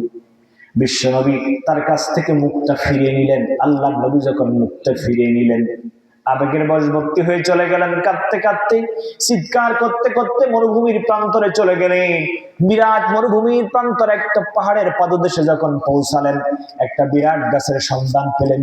ওই গাছটির নিচে বসে বসে তিনি প্রতিদিন রোনাজারি করতে থাকেন, আল্লাহর কাছে তওবা করতে থাকেন, আল্লাহর কাছে কাঁদতে থাকেন, আনা আনা ওয়া আনতা আনতা, আল্লাহর কাছে এভাবে বলে বলে রোনাজারি করেন, আল্লাহ, জীবনে বহু ভুল কাজ করে ফেলেছি, গুনাহ করে ফেলেছি, তুমি আমাকে মাফ করে দাও। এমন একটা সময় আসলো, তার চোখ দিয়ে আর পানি পড়ে না, চোখ দিয়ে যেন রক্ত বাহির হয়ে যায়, উস্কো খুস্কো চেহারা হয়ে গিয়েছে। ইন দা মিন টাইম এমন সময় জিবরাইল আলাইহিস সালাম বিশ্বনবীর কাছে হাজির হয়ে গেলেন। সুবহানাল্লাহ বলবেন। জিবরাইল আলাইহিস সালাম বিশ্বনবীর কাছে হাজির হয়ে গেলেন। রাসূল কারীম সাল্লাল্লাহু আলাইহি ওয়াসাল্লাম জিজ্ঞাসা করলেন, ইয়া রাসূলুল্লাহ, ইয়া হাবিবাল্লাহ, মানুষকে আপনি সৃষ্টি করেছেন? না, আমি সৃষ্টি করে নাই। কে সৃষ্টি করেছেন? আল্লাহ সৃষ্টি করেছেন। মানুষকে হেদায়েতের দায়িত্ব কি, চাবিকাঠি কি আল্লাহ আপনার কাছে দিয়েছে? না না, আমার কাছে দেই নাই। তাহলে আপনি আপনার যে সাহাবী সালাবা আপনার দরবার থেকে যে মুখ ফিরিয়ে নিয়েছিলেন, আপনি পরিকঞ্চিত করেছিলেন, তিনি যে চলে গিয়েছে, আল্লাহ রাব্বুল আলামিন সালাবার তওবা আল্লাহর কাছে গ্রহীত হয়ে গিয়েছে। কন্যা সুবহানাল্লাহ। ইন্নাকা লা তাহদি মান আহবাবতা ওয়ালাকিন্নাল্লাহা ইয়াহদি মান ইয়াশা ওয়া হুয়া আ'লামু বিল মুহতাদিন। ইন্নাকা লা তাহদি মান আহবাবতা ওয়ালাকিন্নাল্লাহা ইয়াহদি মান ইয়াশা। হে রাসূল, আপনি যাকে ইচ্ছা তাকে চাইলেই হেদায়েত দিতে পারবেন না। হেদায়েতের চাবিকাঠি যার হাতে তিনি কে? আল্লাহ যাকে ইচ্ছা তাকে ক্ষমা করতে পারেন। রাসূল কারীম সাল্লাল্লাহু আলাইহি ওয়াসাল্লামের কাছে যখন ক্ষমার আদেশ জারি হয়ে গেল, রাসূল কারীম সাল্লাল্লাহু আলাইহি ওয়াসাল্লাম সাহাবীদেরকে নিয়ে বসে আছেন। সাহাবীদেরকে বললেন, প্রাণের সাহাবীরা কে আছো? দুইজন দাঁড়িয়ে যাও, কে আছো? আমার সাহাবী সালাবাকে খুঁজে আনতে পারবে? প্রথমে দুইজন সাহাবী দাঁড়িয়ে গেলেন। প্রথমে দাঁড়িয়ে গেলেন হযরতে আলী রাদিয়াল্লাহু তাআলা আনহু, আর একজন দাঁড়িয়ে গেলেন হযরতে সালমান ফারসি রাদিয়াল্লাহু তাআলা আনহু। দুইজন সাহাবী দাঁড়িয়ে গেলেন। দুইজন সাহাবী মরুভূমির প্রান্তরে খুঁজতে গেলেন। খুঁজতে খুঁজতে কোনো সন্ধান পায় না। হঠাৎ করে সন্ধ্যা যখন ঘনিয়ে আসলো, একজন রাখাল বালকের সন্ধান পেয়ে গেল। রাখাল বালককে জিজ্ঞাসা করলেন, রাখাল বালক, তুমি কি হাতের মধ্যে বেড়ি লাগানো, পায়ের মধ্যে বেড়ি লাগানো এমন কোন মানুষকে কি তুমি দেখতে পেয়েছো নাকি? রাখাল বালক বললেন, হ্যাঁ, কে তোমরা, তোমাদের পরিচয় জানি না, কিন্তু প্রতিদিন যখন সন্ধ্যা ঘনিয়ে আসে, ওই যে পাহাড় দেখা যাচ্ছে, পাহাড়ের পাদদেশে যে বিশাল গাছটি দেখা যাচ্ছে, ওই গাছটির নিকটে বসে, গাছটির কাছে বসে একটা যুবক রোনাজারি করতে থাকে, আল্লাহর কাছে ক্রন্দন করতে থাকে, কাঁদতে থাকে, হাউমাউ করে কাঁদতে থাকে। কাঁদতে কাঁদতে আবার বেহুশ হয়ে যায়, আবার হুঁশ ফিরে আসে, আল্লাহর কাছে আবার তওবা করতে থাকে। হযরতে আলী রাদিয়াল্লাহু তাআলা আনহু সালমান ফারসি রাদিয়াল্লাহু তাআলা আনহু বুঝতে পারলেন তিনি হলেন সালাবা। চলে গেলেন, সন্ধ্যা পর্যন্ত অপেক্ষা করলেন। সন্ধ্যা যখন ঘনিয়ে আসলো, সন্ধ্যা যখন ঘনিয়ে আসলো, তিনি দেখলেন, তারা দুইজন দেখতে পেলেন সালাবা ওই গাছটির নিকটে বসে আল্লাহর কাছে ক্রন্দন শুরু করে দিয়েছেন। সালাবাকে ডাকলেন, সালাবা, রাসূল করিম সাল্লাল্লাহু আলাইহি ওয়াসাল্লাম তোমাকে ডাকছে, রাসূল তোমাকে নেওয়ার জন্য আমাদেরকে পাঠিয়েছে। তিনি বললেন, যতক্ষণ পর্যন্ত আমি রাসূলুল্লাহর কাছ থেকে খবর ঘোষণা না শুনতে পাবো, ততক্ষণ পর্যন্ত আমি রাসূলুল্লাহর কাছে যাব না। তখন তিনি বললেন, রাসূলুল্লাহ তোমাকে আল্লাহর পক্ষ থেকে ক্ষমা এসেছেন, ক্ষমার ঘোষণা দিয়েছেন, রাসূল তোমাকে ডাকছেন। চলে গেলেন রাসূলের কাছে। রাসূল করিম সাল্লাল্লাহু আলাইহি ওয়াসাল্লাম তখন মসজিদে নববীর সালাতুল ইশার নামাজে দাঁড়িয়ে গেলেন। ঈশার নামাজে তখন দাঁড়িয়ে গেলেন। রাসূল করিম সাল্লাল্লাহু আলাইহি ওয়াসাল্লাম তখন সূরা আত-তাকাসুর তেলাওয়াত করতেছিলেন। আল হাকুমুত তাকাসুর হাত্তা যুরতুমুল মাকাবির, সূরা তাকাসুর যখন তেলাওয়াত করতেছিলেন, সূরা তাকাসুরের মধ্যে কবরের যে বিভীষিকাময়, যে পরকালীন জীবনের যে বিশাল চিত্র, এই কথাটি যখন রাসূল করিম সাল্লাল্লাহু আলাইহি ওয়াসাল্লাম সূরা তাকাসুর থেকে সালাতুল ইশার নামাজে তেলাওয়াত করতেছিলেন, সাহাবী সালাবা তিনি আর সহ্য করতে পারলেন না। তিনি ক্রন্দন করতে করতে, কান্না করতে করতে কলিজা ফেটে মসজিদে নববীর মধ্যে পড়ে গেলেন। রাসূল করিম সাল্লাল্লাহু আলাইহি ওয়াসাল্লাম তাড়াতাড়ি নামাজ শেষ করলেন। সাহাবীদেরকে বললেন, সাহাবীরা, আমার সালাবা কেমন আছে দেখো। সালাবা কে যখন ডাক দিলেন, সালাবার শোনে না। হযরত সালমান ফারসি রাদিয়াল্লাহু তাআলা আনহু তখন সালাবার অন্তর, তার বক্ষ মোবারক কানটা নিয়ে দেখলেন সালাবা পৃথিবীর জমিনে বেঁচে নাই। সাহাবা আল্লাহর জিম্মায় চলে গিয়েছেন, সাহাবা আল্লাহর জিম্মায় চলে গেছেন। দুনিয়ার জীবন ত্যাগ করে তিনি পরলৌকিক জীবনে পাড়ি দিয়েছেন। আল্লাহ নবী সাহাবীদেরকে নিয়ে গারকাতুল বাকির মধ্যে দাফন করার জন্য, গারকাতুল বাকির মধ্যে দাফন করার জন্য সাহাবাকে যখন নিয়ে যাচ্ছেন, ইন দ্য মিন টাইম আল্লাহ নবী তখন তার পায়ের বৃদ্ধা আঙ্গুল, বুড়ো আঙ্গুলের উপরে ভর করে করে হাঁটতেছিলেন। জানাজা কার্য যখন সম্পাদন হয়ে গেল, রাসূল করিম সাল্লাল্লাহু আলাইহি ওয়াসাল্লামের কাছে সাহাবায়ে কেরাম জিজ্ঞাসা করলেন, ইয়া রাসূলুল্লাহ, ইয়া হাবিবাল্লাহ, আমরা তো অসংখ্য সাহাবী জানাজা আপনাকে দেখেছি, সম্পাদন করতে দেখেছি, কিন্তু কোন সাহাবীর জানাজার নামাজে আমরা তো আপনাকে এভাবে বৃদ্ধাঙ্গুলের উপরে ভর করে ডিঙ্গি মেরে মেরে হাঁটতে দেখে নাই। কারণটা কি ইয়া রাসূলুল্লাহ? আপনি কি অসুস্থ নাকি? আপনি অসুস্থ নাকি? সাহাবায়ে কেরাম যখন বললেন, বিশ্বনবী বললেন, না না প্রাণের সাহাবীরা, আমি অসুস্থ নয়, কিন্তু তোমরা দেখতে পাও না, আমি দেখতে পেয়েছি। আমার সাহাবী সালাবা অপরাধ করেছিল, একটি যে অপরাধ করেছিল, শয়তানের প্ররোচনায় পড়ে তার ভাই সাহাবী আবু সাঈদ ইবনে আব্দুর রহমানের স্ত্রীর হাতকে স্পর্শ করেছিল। হাতকে স্পর্শ করার পরে তিনি আল্লাহর কাছে এত তওবা করেছেন, এত তওবা করেছেন, তার তওবাটা আল্লাহর দরবারে এতই গ্রহণীয় হয়েছে, এতই কবুল হয়েছে, এতই কবুল হয়েছে। সাহাবী সালাবার খুশি হয়ে আল্লাহর কাছ থেকে, আল্লাহর পক্ষ থেকে এত সব ফেরেশতা তার জানাজায় অংশগ্রহণ করেছে। তোমরা দেখতে পাও না, আমি রাসূল দেখতে পেয়েছি। আমি রাসূলুল্লাহ পর্যন্ত পৃথিবীতে পা রাখার জায়গা পাচ্ছিলাম না।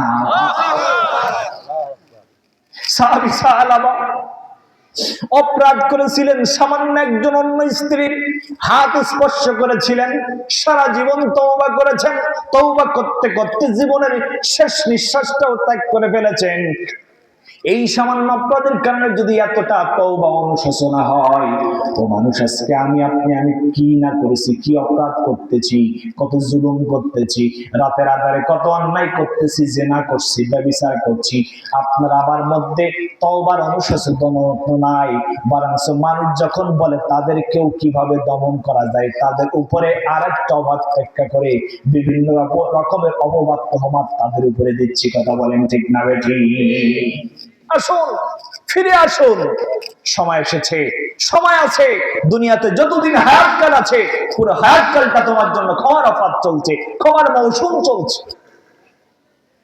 মসজিদের ইমাম সাহেব জুমার খুতবায় বক্তৃতা দিচ্ছেন, সুদ খাওয়া যাবে না, ঘুষ খাওয়া যাবে না, জেনা করা যাবে না, ব্যভিচার করা যাবে না, স্ত্রী পুত্র সন্তান সন্ততিকে বেপরদায় রাখা যাবে না।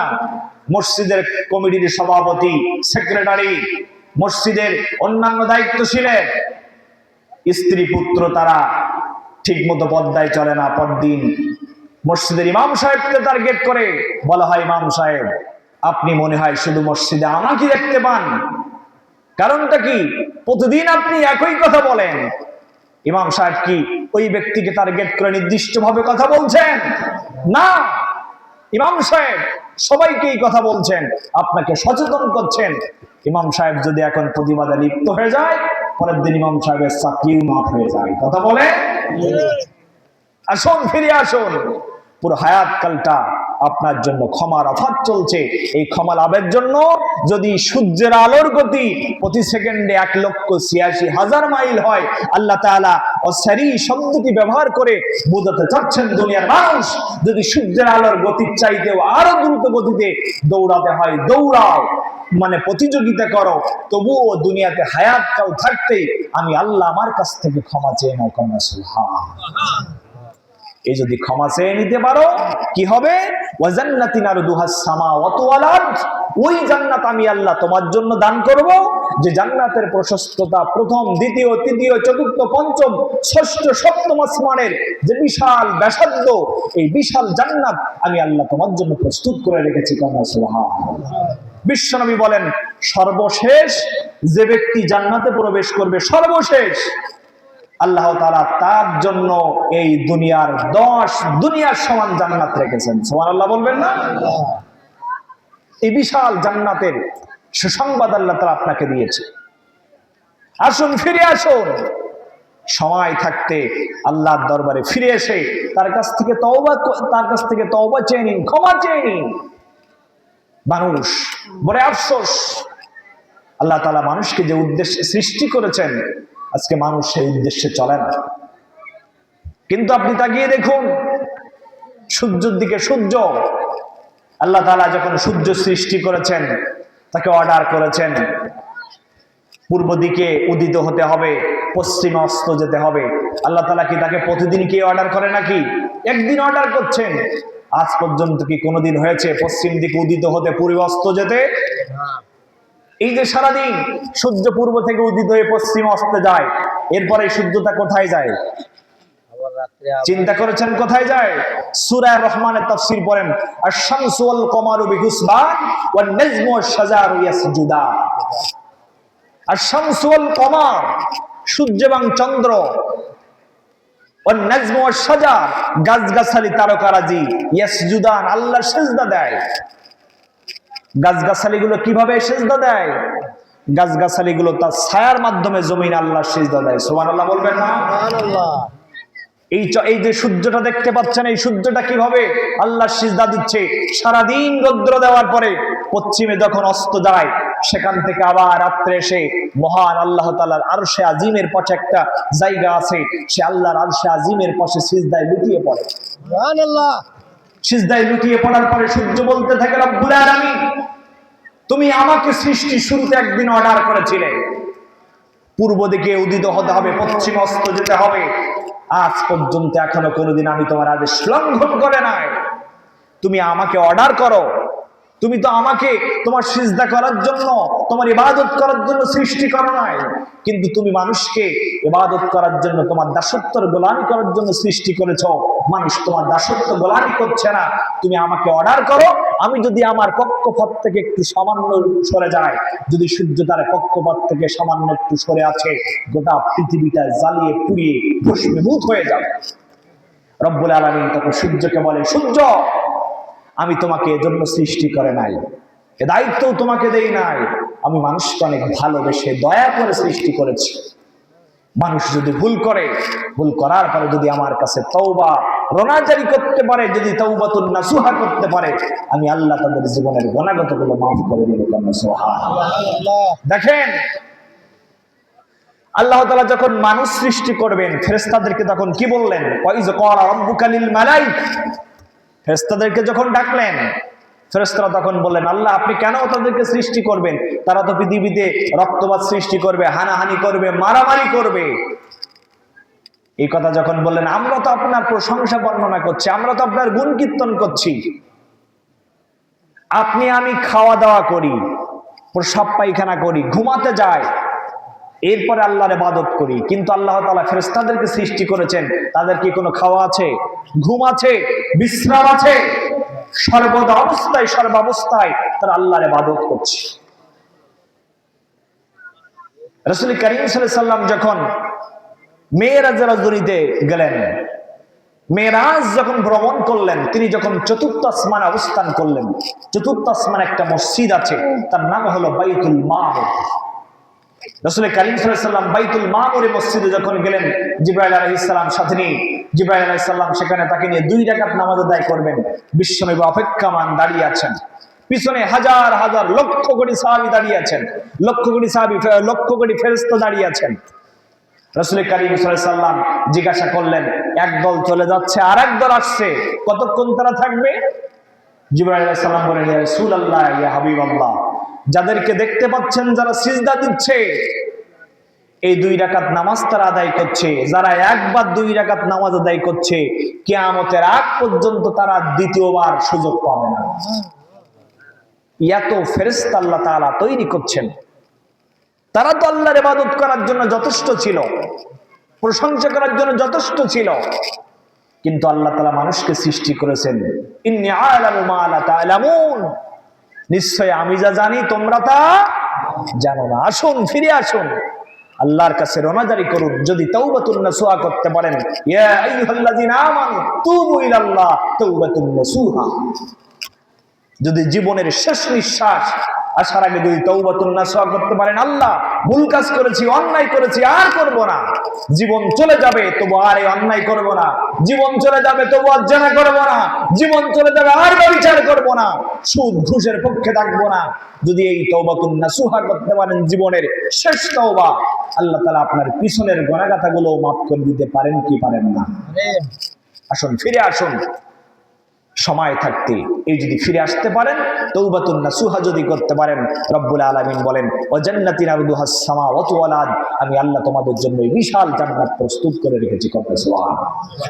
কাদের জন্য রেখেছেন? উইদ্দাত লিল মুত্তাকিন, মুত্তাকি বান্দা যারা হবে, ঈমানদার বান্দা যারা হবে। মুত্তাকি বান্দা হতে গেলে প্রথম নাম্বার শর্ত হলো আগে আপনাকে ঈমান আনতে হবে। কারণ ইসলামে প্রবেশের মূল গেট হলো ঈমান। কি? ঈমান। আপনারা কি আমার কথা বুঝতেছেন? ইসলামে প্রবেশের মূল গেট হলো ঈমান। আপনার কাছে যদি ঈমান না থাকে, আপনার কাছে কোনো কিছু নাই। তাফসীরের পরিভাষায় ঈমানকে একের সাথে তুলনা করা হয়েছে। কত? এক। আপনি ঈমান এনেছেন, আপনার কাছে এক আছে। এই যে আমার কাছে একটি কাগজ আছে, এটি 1000 টাকার একটি নোট, মনে করেন 1 দিয়ে 3টা শূন্য হয় 1000। কত? 1 দিয়ে 3টা শূন্য 1000। সরকার যখন এটি তৈরি করছেন, 3টা শূন্য না দিয়ে, 1 না দিয়ে আরো 2টা, মানে 1 দিয়ে 3টা শূন্য না দিয়ে 1টা বাদ দিয়ে আরো 2টা শূন্য বাড়িয়ে দিয়েছেন। টাকাটির কোনো দাম আছে? আপনার কাছে আমার কাছে যখন আসবে তখন কি হবে? টাকাটা জাল টাকা, জাল। বরংস এরকম ঘুষি ঘুষি দেখবে যে টাকা ঠিক আছে কিনা। কিন্তু যদি 1টা দিত, 3টা শূন্য জায়গায় যদি 2টা দিত, অন্তত 100 টাকা হতো। যদি আরেক 2টা না থাকতো, 1টা শূন্য থাকতো, তাহলে 10 টাকা হতো। যদি শূন্য মোটেও না থাকতো, তাহলে 1 টাকা হতো। কিন্তু আপনি লক্ষ্য করুন, তাফসীরের পরিভাষায় ইমানকে একের সাথে তুলনা করেছে। ইমান হ্যাজ বিন টেকড ওয়ান, আর আমলে সলেহকে শূন্যর সাথে তুলনা করা হয়েছে।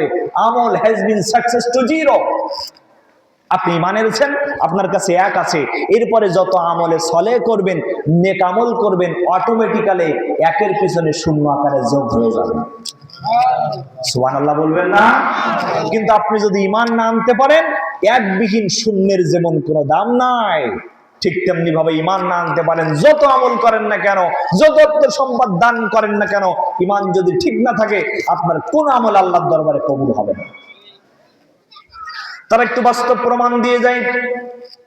বর্তমান পৃথিবীর শ্রেষ্ঠ ধনী নাম হলো Elon Musk, William Bill Gates, Mark Allen, Mark Zuckerberg. এই Mark Zuckerberg, William Bill Gates, Mark Allen যদি ঘোষণা দেয় আগামীকাল থেকে গোটা পৃথিবীর প্রত্যেকটা মুসলিম রাষ্ট্রে একটা করে মসজিদ নির্মাণ করবে, একটা করে মাদ্রাসা নির্মাণ করব, করে দিলেন, সবকিছু কার্য সম্পাদন হয়ে গেল। বলেন তো দেখি, ওই Mark Zuckerberg, Mark Allen, William Bill Gates এর আমল নামায় সওয়াব হলো কয়টা? কথা বলেন তো। সওয়াব জিরো, একটাও হলো না। কারণ কি? তার ইমান না ইমান। কিন্তু আপনি যদি ইমান আনতে পারেন, একজন ইমানদারের দাম আল্লাহর কাছে কত বেশি, কত বেশি।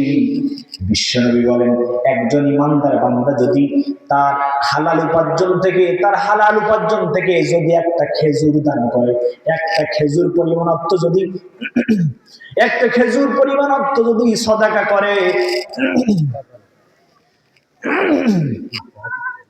একটা খেজুর পরিমাণ যদি সদাকা করে, ওই খেজুরটা করে অন্যায় ভিক্ষুকের পাত্রে পড়ার আগে, ওই খেজুরটা করে ভিক্ষুকের পাত্রে পড়ার আগে বিশ্বনবী বলেন, রব্বুল আলামিন বিয়ামিনি, তার নিজের ডান হাতখানা বিছায়া দেয়। সুবহানাল্লাহ বলবেন না? একজন ইমানদার বান্দা যদি তার হালাল উপার্জন থেকে সামান্য একটা খেজুর সদাকা করে, দান করে, এই খেজুরটা কোনো অন্যায় ভিক্ষুক অভাবগ্রস্তের পাত্রে পড়ার আগে রব্বুল আলামিন বিয়ামিনি, তার নিজের ডান হাতখানা বিছায়া দেয়। সুবহানাল্লাহ, কত দাম দেখেন। আর যদি তামাম পৃথিবী পরিমাণ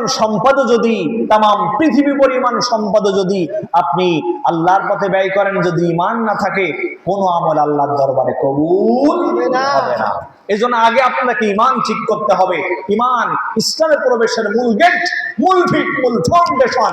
যার ঈমান আছে তার সব আছে, যার ঈমান নাই তার কিচ্ছু নাই। কথা বলেন?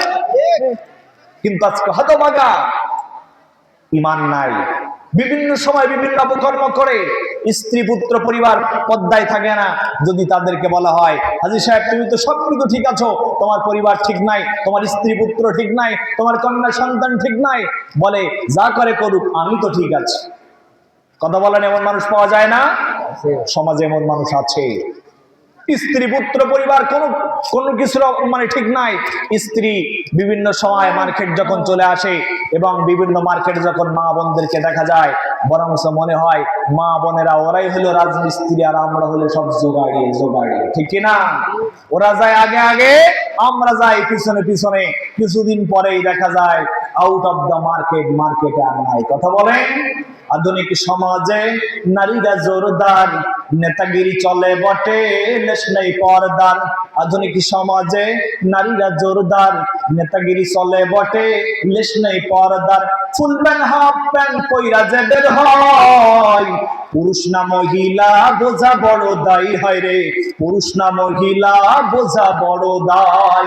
অবশেষে দুষ্টু পোলাপান পালিয়ে নিয়ে যায়, কোথায় যে নিয়ে গেল বোঝা বড় দায়ী হয় রে, কোথায় গে নিয়ে গেল বোঝা বড় দায়।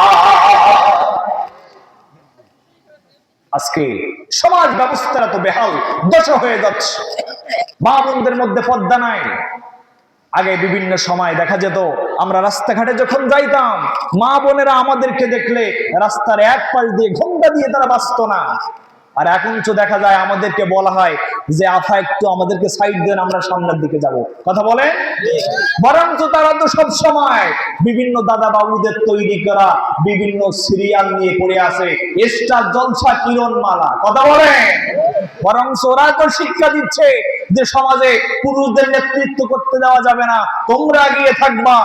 এই জন্য তো অধিকাংশ সমাজ এবং অধিকাংশ পরিবারগুলো আজকে তারা বিভিন্ন অপসংস্কৃতি দেখতে দেখতে মন হয়ে যাচ্ছে, পরকীয়াতে লিপ্ত হয়ে যাচ্ছে, স্বামী স্ত্রীর মধ্যে মিল নাই, সংসারে শান্তি নাই, অশান্তির আগুনে গোটা সমাজ ব্যবস্থা, গোটা পরিবার অশান্তির আগুনে দাউ দাউ করে জ্বলছে। কথা বলে ফিরে আসুন মা বোনেরা, সময় আছে। রাসূল করিম সাল্লাল্লাহু আলাইহি ওয়াসাল্লাম যখন মেরাজের রাজধানী গমন করলে ফিরে আসলেন, সাহাবীদের সামনে বক্তব্য দিলেন, জাহান্নামের বিভীষিকাময় কথা তিনি বললেন আমি দেখলাম কিছু সংখ্যক মা বোনদেরকে শাস্তি দেওয়া হচ্ছে, তাদেরকে বিভিন্ন পুষ খাইতে দেওয়া হচ্ছে, রক্ত খাইতে দেওয়া হচ্ছে। রাসূল করিম সাল্লাল্লাহু আলাইহি ওয়াসাল্লাম বললেন তারা, সাহাবায়ে কেরাম জিজ্ঞাসা করলেন তারা কারা? তখন বললেন ওরা হলো ওই সকল মহিলারা যারা দুনিয়াতে জেনা করেছে, নিজের স্বামী থাকার পরেও অপরের সাথে পরকীয়ায় লিপ্ত হয়েছে, যার কারণে আজকে তাদের শাস্তি স্বরূপ তাদেরকে পুজ, রক্ত, জাহান্নামের দুর্গন্ধযুক্ত খাদ্য তাদেরকে খাইতে দেওয়া হচ্ছে। মা বোনের সময় আসে, ফিরে আসুন। আমি যাচ্ছি তারপরের দিকে, মা বোনদের দিকে। আমি যে কথা বলতেছিলাম যে একজন ইমানদার, আপনি প্রকৃত যদি মুমিন হতে পারেন, ইমানদার বান্দা যদি হতে পারেন, আল্লাহকে যদি ভয় করতে পারেন, তাহলে রব্বুল আলামিন আপনার জন্য বিশাল জান্নাত রেডি করে রেখেছেন। কন্যা সুবহানাল্লাহ। কেমন জান্নাত? বিশ্বনবী বলেন মা লাহু রায়াত ওয়া লাহু সামিয়াত আলা খাতারা আলা কলবি বাশার। এমন জান্নাত রব্বুল আলামিন আপনার জন্য প্রস্তুত করে রেখেছেন, তৈরি করে রেখেছেন। মা লাহু রায়াত, তুমি তোমার এমন জান্নাত কোনোদিন তোমার চোখ দিয়ে দেখো নাই, ওয়া লাহু সামিয়াত, তোমার কোনোদিন কর্ণ দিয়ে শ্রবণ করো নাই, আলা খাতারা আলা কলবি বাশার, অন্তর দিয়ে কোনোদিন চিন্তাও করো নাই, অন্তর দিয়ে কোনোদিন ভাবনাও করো নাই, কোনোদিন চিন্তাও করতে পারো নাই। রব্বুল আলামিন তোমার জন্য এত সুবিশাল জান্নাত প্রস্তুত করে রেখেছেন। কন্যা সুবহানাল্লাহ। যে বিশাল দশ দুনিয়ার সমান আপনাকে জান্নাত দিবে, এই জান্নাতটা আপনার দুনিয়ার কোনো পোড়ামাটির ইট দিয়ে তৈরি হবে না, দুনিয়ার কোনো মাটির ইট দিয়ে তৈরি হবে না। দশ দুনিয়ার সমান যে বিশাল জান্নাত তৈরি হবে, কি দিয়ে তৈরি হবে? এই জান্নাতের বর্ণনা করতে গিয়ে মুফাসসিরিনে কেরাম বলেন, এই জান্নাতের প্রত্যেকটা যে বিশাল হল তৈরি হবে, যে বিশাল প্রত্যেকটা বিশাল প্রাসাদ তৈরি হবে, 10 দুনিয়ার সমান যে বিশাল প্রাসাদ তৈরি হবে, এটি হবে দুনিয়ার কোনো পোড়ামাটির ইট নয়, জান্নাতের ফেরেশতাদের তৈরি, তারা স্বর্ণ এবং রৌপ্যের ইট। সুবহানাল্লাহ বলবেন। স্বর্ণ এবং রৌপ্যের ইট দ্বারা তৈরি করা হবে। ছোট্ট একটি উদাহরণ দিয়ে শেষ করতে চাই। ছোট্ট একটু উদাহরণ শুনুন। গত কয়েক বছর আগে বাংলাদেশে, গত কয়েক বছর আগে দুবাইতে একটা মেলা হয়েছিল। মেলাটির নাম হলো বাণিজ্যিক মেলা। কি মেলা? বাণিজ্যিক মেলা। দুবাই সরকার ঘোষণা দিলেন এবছর এই বাণিজ্যিক মেলায় যিনি জয়লাভ করবেন তাকে 5 কেজি স্বর্ণ পুরস্কার দেওয়া হবে। কত কেজি? 5 কেজি। 1 কেজি স্বর্ণতে হয় 80 ভরি, 5 কেজি স্বর্ণতে হয় 400 ভরি। 1 ভরি স্বর্ণের যদি দাম হয় 2 লাখ টাকা, 400 ভরি স্বর্ণের দাম 8 কোটি টাকা। যুবক যখন জয়লাভ করলেন, দুবাই সরকার তখন তিনি যে কোম্পানিতে চাকরি করেন, ওই যুবকের কাছে ফোন না করে ওই কোম্পানির চেয়ারম্যান যিনি আছেন তার কাছে ফোন করলেন, তোমার কোম্পানি যুবক আছে? হ্যাঁ আছে। দুবাই সরকারের পক্ষ থেকে অর্ডার এসেছে, এখন তাকে ধরতে হবে। দুবাই সরকার যখন অর্ডার করলেন, ওই তিনি যে কোম্পানি চাকরি করেন কোম্পানির চেয়ারম্যান মনে করলেন আমার কোম্পানি সবচাইতে সৎ কর্মচারী, আমি কেন তাকে ধরবো? তিনি তো কোনো অপরাধ করে নাই, কিন্তু সরকার পক্ষ থেকে অর্ডার এসেছে, তাকে ধরতে হলো। বললেন এরপরে তাকে হাসপাতালে নিয়ে যাও। বললেন, চিন্তিত অবাক হয়ে গেলেন যে আমার সুস্থ সবল কর্মচারী, কেন তাকে হাসপাতালে নিয়ে যাব? সে তো অসুস্থ না। নিয়ে গেলেন, সরকার অর্ডার করছে তাকে নিয়ে যেতে হবে। এরপরে যখন তাকে নিয়ে গেলেন, ইমার্জেন্সি মেডিকেল অফিসার যিনি ছিলেন, ইমার্জেন্সি মেডিকেল অফিসারকে ফোন কলটি ধরিয়ে দিলেন। ফোন কলটি ধরিয়ে ধরিয়ে দিয়ে বললেন, এই যুবকটাকে এখনই এমার্জেন্সি মেডিকেল বিভাগে ভর্তি করাও। ডাক্তার তো অবাক হয়ে গেলেন, যে সুস্থ মানুষ নিজে পায়ে হেঁটে এসেছে, কোনো অসুস্থতার কোনো কিছু লক্ষণ নাই, কেন তাকে হাসপাতালে ভর্তি করব? সরকারের পক্ষ থেকে অর্ডার এসেছে তাকে ভর্তি করতে হবে। ভর্তি করলেন, বললেন এরপরে তাকে একটা অ্যাব নর্মাল করার ইনজেকশন প্রদান করো, তাকে আধা পাগল বানাও। কারণটা কি? আধা পাগল বানানোর কারণটা হলো, এই দুবাই সুদূর বাংলাদেশ থেকে এসেছে দুবাইতে। প্রবাস জীবনে যারা থাকে তারা স্ত্রী পুত্র পরিবার পরিজন সন্তান সন্ততি মায়া ত্যাগ করে যারাই থাকে তারাই বোঝে প্রবাস জীবনটা কতটা কষ্টের। চাইলেও মাকে দেখা যায় না, মাকে কাছে পাওয়া যায় না, চাইলেও সন্তানকে নিয়ে এক জায়গায় বসে এক জায়গায় বসে খানা খাওয়া যায় না, চাইলে সবকিছু করা যায় না। তারাই বোঝে কতটা বেদনা, কতটা কষ্টের। দুবাই সরকার দেখলেন প্রতি মাসে বেতন পায় 40,000 টাকা, পরিবার পরিজন স্ত্রী পুত্র মা বাবার খরচ ভরণ পোষণের পরে আর তেমন কোনো টাকা পয়সা অবশিষ্ট থাকে না। সুতরাং এই যুবকটাকে যদি এখন ফোন কল করে বড় হয়, তুমি এবার দুবাই বাণিজ্যিক মেলায় জয়লাভ করেছো, তুমি 8 কোটি টাকার মালিক হয়ে গেছো, যুবককে অতি আনন্দের ঠেলায় হার্ট স্ট্রোক করে মারা যাওয়া লাগতে পারে। বিজ্ঞান বলছে মানুষের হার্ট স্ট্রোক ব্রেন স্ট্রোক হওয়ার প্রধানত 2টা কারণ, একটা হলো অতি আনন্দে আর একটা হলো অতি দুঃখ কষ্টে। অতি আনন্দের ঠেলায় মানুষের ব্রেন স্ট্রোক করে, হার্ট স্ট্রোক করে, আবার অতি দুঃখ কষ্টের কারণে করে। এখন এই যুবকটাকে যদি বলা হয় তুমি 8 কোটি টাকার মালিক হয়ে গেছো, তিনি হাসতে হাসতে আনন্দ করতে করতে নাচতে নাচতে তার ব্রেনটা সেন্সলেস হয়ে যেতে পারে, আউট হয়ে যেতে পারে। এই জন্য তাকে একটা অ্যাবনর্মাল করার ইনজেকশন প্রদান করো, আধা পাগল বানাও, যেন এই ঘোষণাটা শোনার পরে সে হজম করতে পারে, সে হজম করতে পারে। কিন্তু রব্বুল আলামিন, ও দুনিয়ার মানুষ একটু ভালো করে খেয়াল করুন, সরকার তাকে ঘোষণা দিয়েছে 8 কোটি টাকার স্বর্ণ তাকে দেবে, 8 কোটি টাকা দেবে। সরকার ভ্যাট ট্যাক্স হিসাবে তো 1 কোটি 2 কোটি কেটেও নিতে পারে, ঠিক না? আমরা দেখেছি সংসদ থেকে জনগণের জন্য রাজবাড়ী এলাকা, এই রাজবাড়ী বালিয়াকান্দির জন্য বাজেট হয় 3 কোটি টাকা। আস্তে আস্তে পার হতে, বিভাগ পার হতে, জেলা পার হতে, উপজেলা পার হতে বালিয়াকান্দির মানুষের কাছে এসে আর থাকে 1 কোটি টাকা। 5 কোটি টাকা হাওয়া হয়ে গেছে, ঠিক না? এখন বাজারে একটা সাইক্লোন সেন্টার নির্মাণ হবে, কি হবে? রডের আর কোলাচ্ছে না, দে রডের বদলে বাঁশ, ঠিক না? এরপরে কি? এরপরে আর 1 নম্বর ইট তো দরকার নাই, এখন কি হবে? আমার ইট দিয়ে 3 নম্বর ইট দিয়ে আলকাতরা মফিল বানিয়ে পাথর বলে চালিয়ে দেয়। কিছুদিন পরে রাস্তা বা এমনও দেখা যায় ব্রিজ কালভার্ট নির্মাণ করা শেষ, এদিকে কাজ শেষ হয়ে যাওয়ার সাথে সাথে সেগুলো ভেঙে চুরমার হয়ে পড়ে। কথা বলেন ঠিক না বেঠি? সরকার ঘোষণা দিয়েছে 8 কোটি টাকা তাকে দেবে, দিতেও পারে নাও দিতে পারে, কোনো গ্যারান্টি আছে না। দুনিয়ার মানুষের কোনো গ্যারান্টি নাই, কিন্তু রব্বুল আলামিন বলেন দুনিয়ার মানুষ তোমরা যদি দুনিয়াতে যে পাপাচার করেছো, অন্যায় করে ফেলেছো, আমি মহান রব যদি আমার কাছ থেকে ক্ষমা চেয়ে নিতে পারো, ঈমানটা যদি আনতে পারো, ঈমানের উপরে যদি অটল থাকতে পারো, আমি রব্বুল আলামিন তোমাদের যে জান্নাতের ঘোষণা দিয়েছি, এই জান্নাতের ঘোষণাটা শুধু তোমাদের উপরে নাজিল হওয়া কিতাব কোরআনে দেই নাই, পূর্ববর্তী 2টা কিতাব তাওরাত এবং ইনজিল কিতাবকে সাক্ষী রেখে আমি বলছি, ওয়াদান আলাইহি হাক্কান ফিত তাওরাতি ওয়াল ইনজিল, ওয়াদান আলাইহি হাক্কান ফিত তাওরাতি ওয়াল ইনজিল, তাওরাত এবং ইনজিল কিতাবকে সাক্ষী রেখে আমি রব্বুল আলামিন বলছি, শুধু কোরআন নয়, তাওরাত এবং ইনজিল 2টা কিতাব, আসমানি কিতাবকে সাক্ষী রেখে বলছি, ওয়াদা করছি আমি রব্বুল আলামিন তোমাদের জন্য বিশাল জান্নাত দান করব। কন্যা সুবহানাল্লাহ।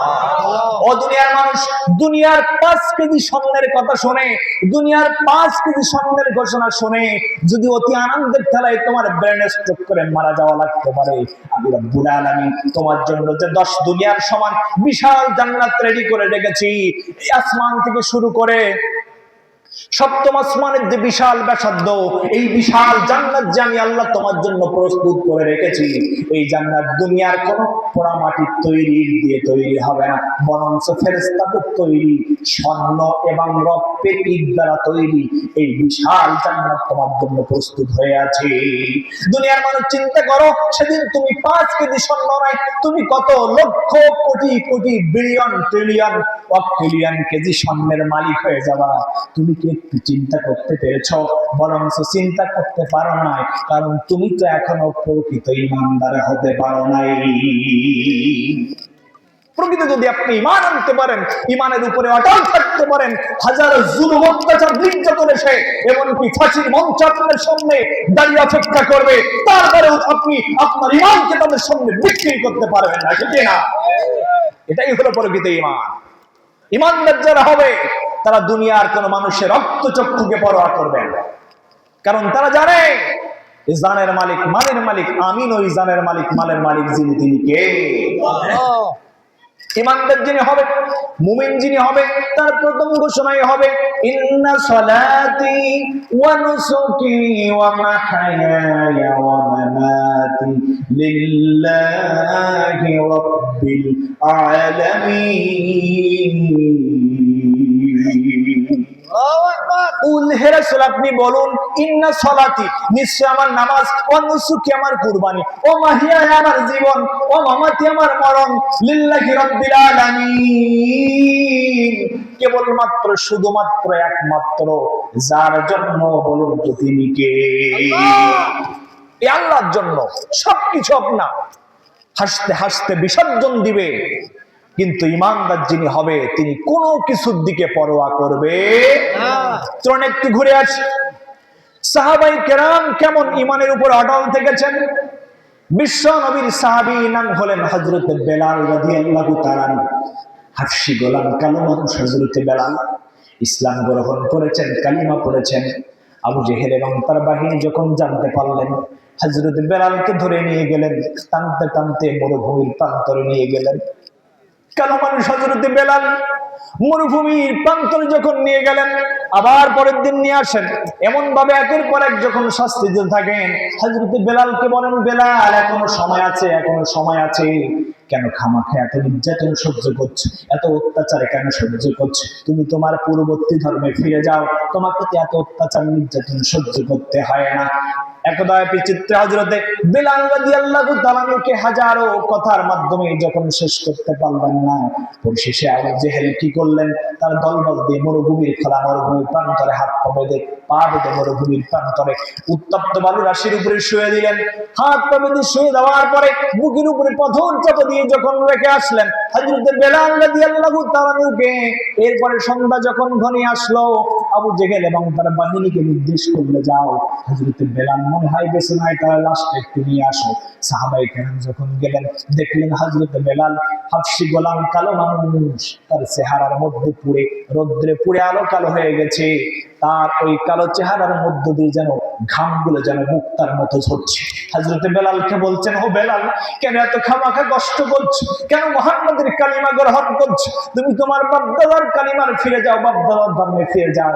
হযরত বেলাল কথা বলতে পারছেন না, কিন্তু শাহাদাত আঙ্গুল দ্বারা আকাশের দিকে উঁচু করে বলছেন, আহাদ আহাদ আহাদ, আল্লাহু আকবার বলবেন। হযরত বেলাল রাদিয়াল্লাহু তাআলা শাহাদাত আঙ্গুল উঁচু করে বলছেন, আমি বেলাল যে কালিমা গ্রহণ করেছি, যে কালিমা পড়েছি, আমার জীবন চলে যাবে, কিন্তু আমি এই কালিমার পথ থেকে এক চুল পরিমাণ দূরে সরতে রাজি নই। কন্যা সুবহানাল্লাহ। হযরত বেলাল রাদিয়াল্লাহু তাআলা চিন্তা করুন কেমন ঈমান এনেছেন। বিশ্বনবী মিরাজের রাজনীতিতে যখন জান্নাত পরিভ্রমণ করছিলেন, জান্নাত যখন পরিভ্রমণ করছিলেন, হযরত জিবরাইল আলাইহিস সালামকে নিয়ে যখন জান্নাতের মধ্য দিয়ে যাচ্ছিলেন, তিনি তার কোনো মানুষকে দেখতে পেলেন না, কাউকে দেখতে পেলেন না। কাউকে দেখতে পেলেন না, তিনি কোনো মানুষকে দেখতে পেলেন না, কিন্তু কার যেন পায়ের পদধূলির আওয়াজ শুনতে পেলেন, কার যেন পায়ের পদধূলির আওয়াজ শুনতে পেলেন। বিশ্বনবী জিব্রাইল আলাইহিস সালামকে জিজ্ঞাসা করলেন, ইয়া কি জিব্রাইল, ভাই জিব্রাইল, আমি তো কারোর কোনো পায়ের পদধূলির আওয়াজ শুনতে পাচ্ছি না, কিন্তু কাউকে দেখতে পাচ্ছি না, কিন্তু কার পায়ের আওয়াজ যেন জান্নাতের মধ্যে শুনতে পাচ্ছি। বিশ্বনবীকে এই কথা বলার পরে হযরত জিব্রাইল আলাইহিস সালাম তখন বিশ্বনবীকে বললেন, ইয়া রাসূলুল্লাহ, ইয়া হাবিবাল্লাহ, আপনি কাউকে দেখতে পাচ্ছেন না, কিন্তু কার পায়ের পদধূলির আওয়াজ শুনতে পাচ্ছেন, ইনি আর কেহ নয়, ইনি আপনার সাহাবী হযরত বেলাল। বিশ্বনবী মেরাজ থেকে ফিরে আসলেন, হযরত বেলালকে জিজ্ঞাসা করলেন, বেলাল, তুমি কি এমন আমল করেছো আমাকে একটু জানিয়ে দাও। ও বেলাল, আমি যখন জান্নাতের মধ্য দিয়ে পরিভ্রমণ করতেছিলাম, তুমি আসো দুনিয়াতে, কিন্তু তোমার পায়ের আওয়াজ আমি জান্নাতে পাচ্ছিলাম। হযরত বেলাল বলেন, ইয়া রাসূলুল্লাহ, ইয়া হাবিবাল্লাহ, আমার কোন আমল নাই, কিন্তু আমি যখন ওযু করি সাথে সাথে মসজিদে আমি 2 রাকাত নামাজ আদায় করে নেই, আমার এক্সট্রা একটা আমল আছে। বিশ্বনবী বললেন, এই আমলটার কারণে আল্লাহ তোমার, এই আমলটার কারণে হয়তো আল্লাহ তুমি আসো দুনিয়াতে, কিন্তু একটা গ্রহণীয় হয়েছে, তুমি আসো দুনিয়াতে এবং তোমার পায়ের পদধূলির আওয়াজ আছে জান্নাতে। কন্যা সুবহানাল্লাহ।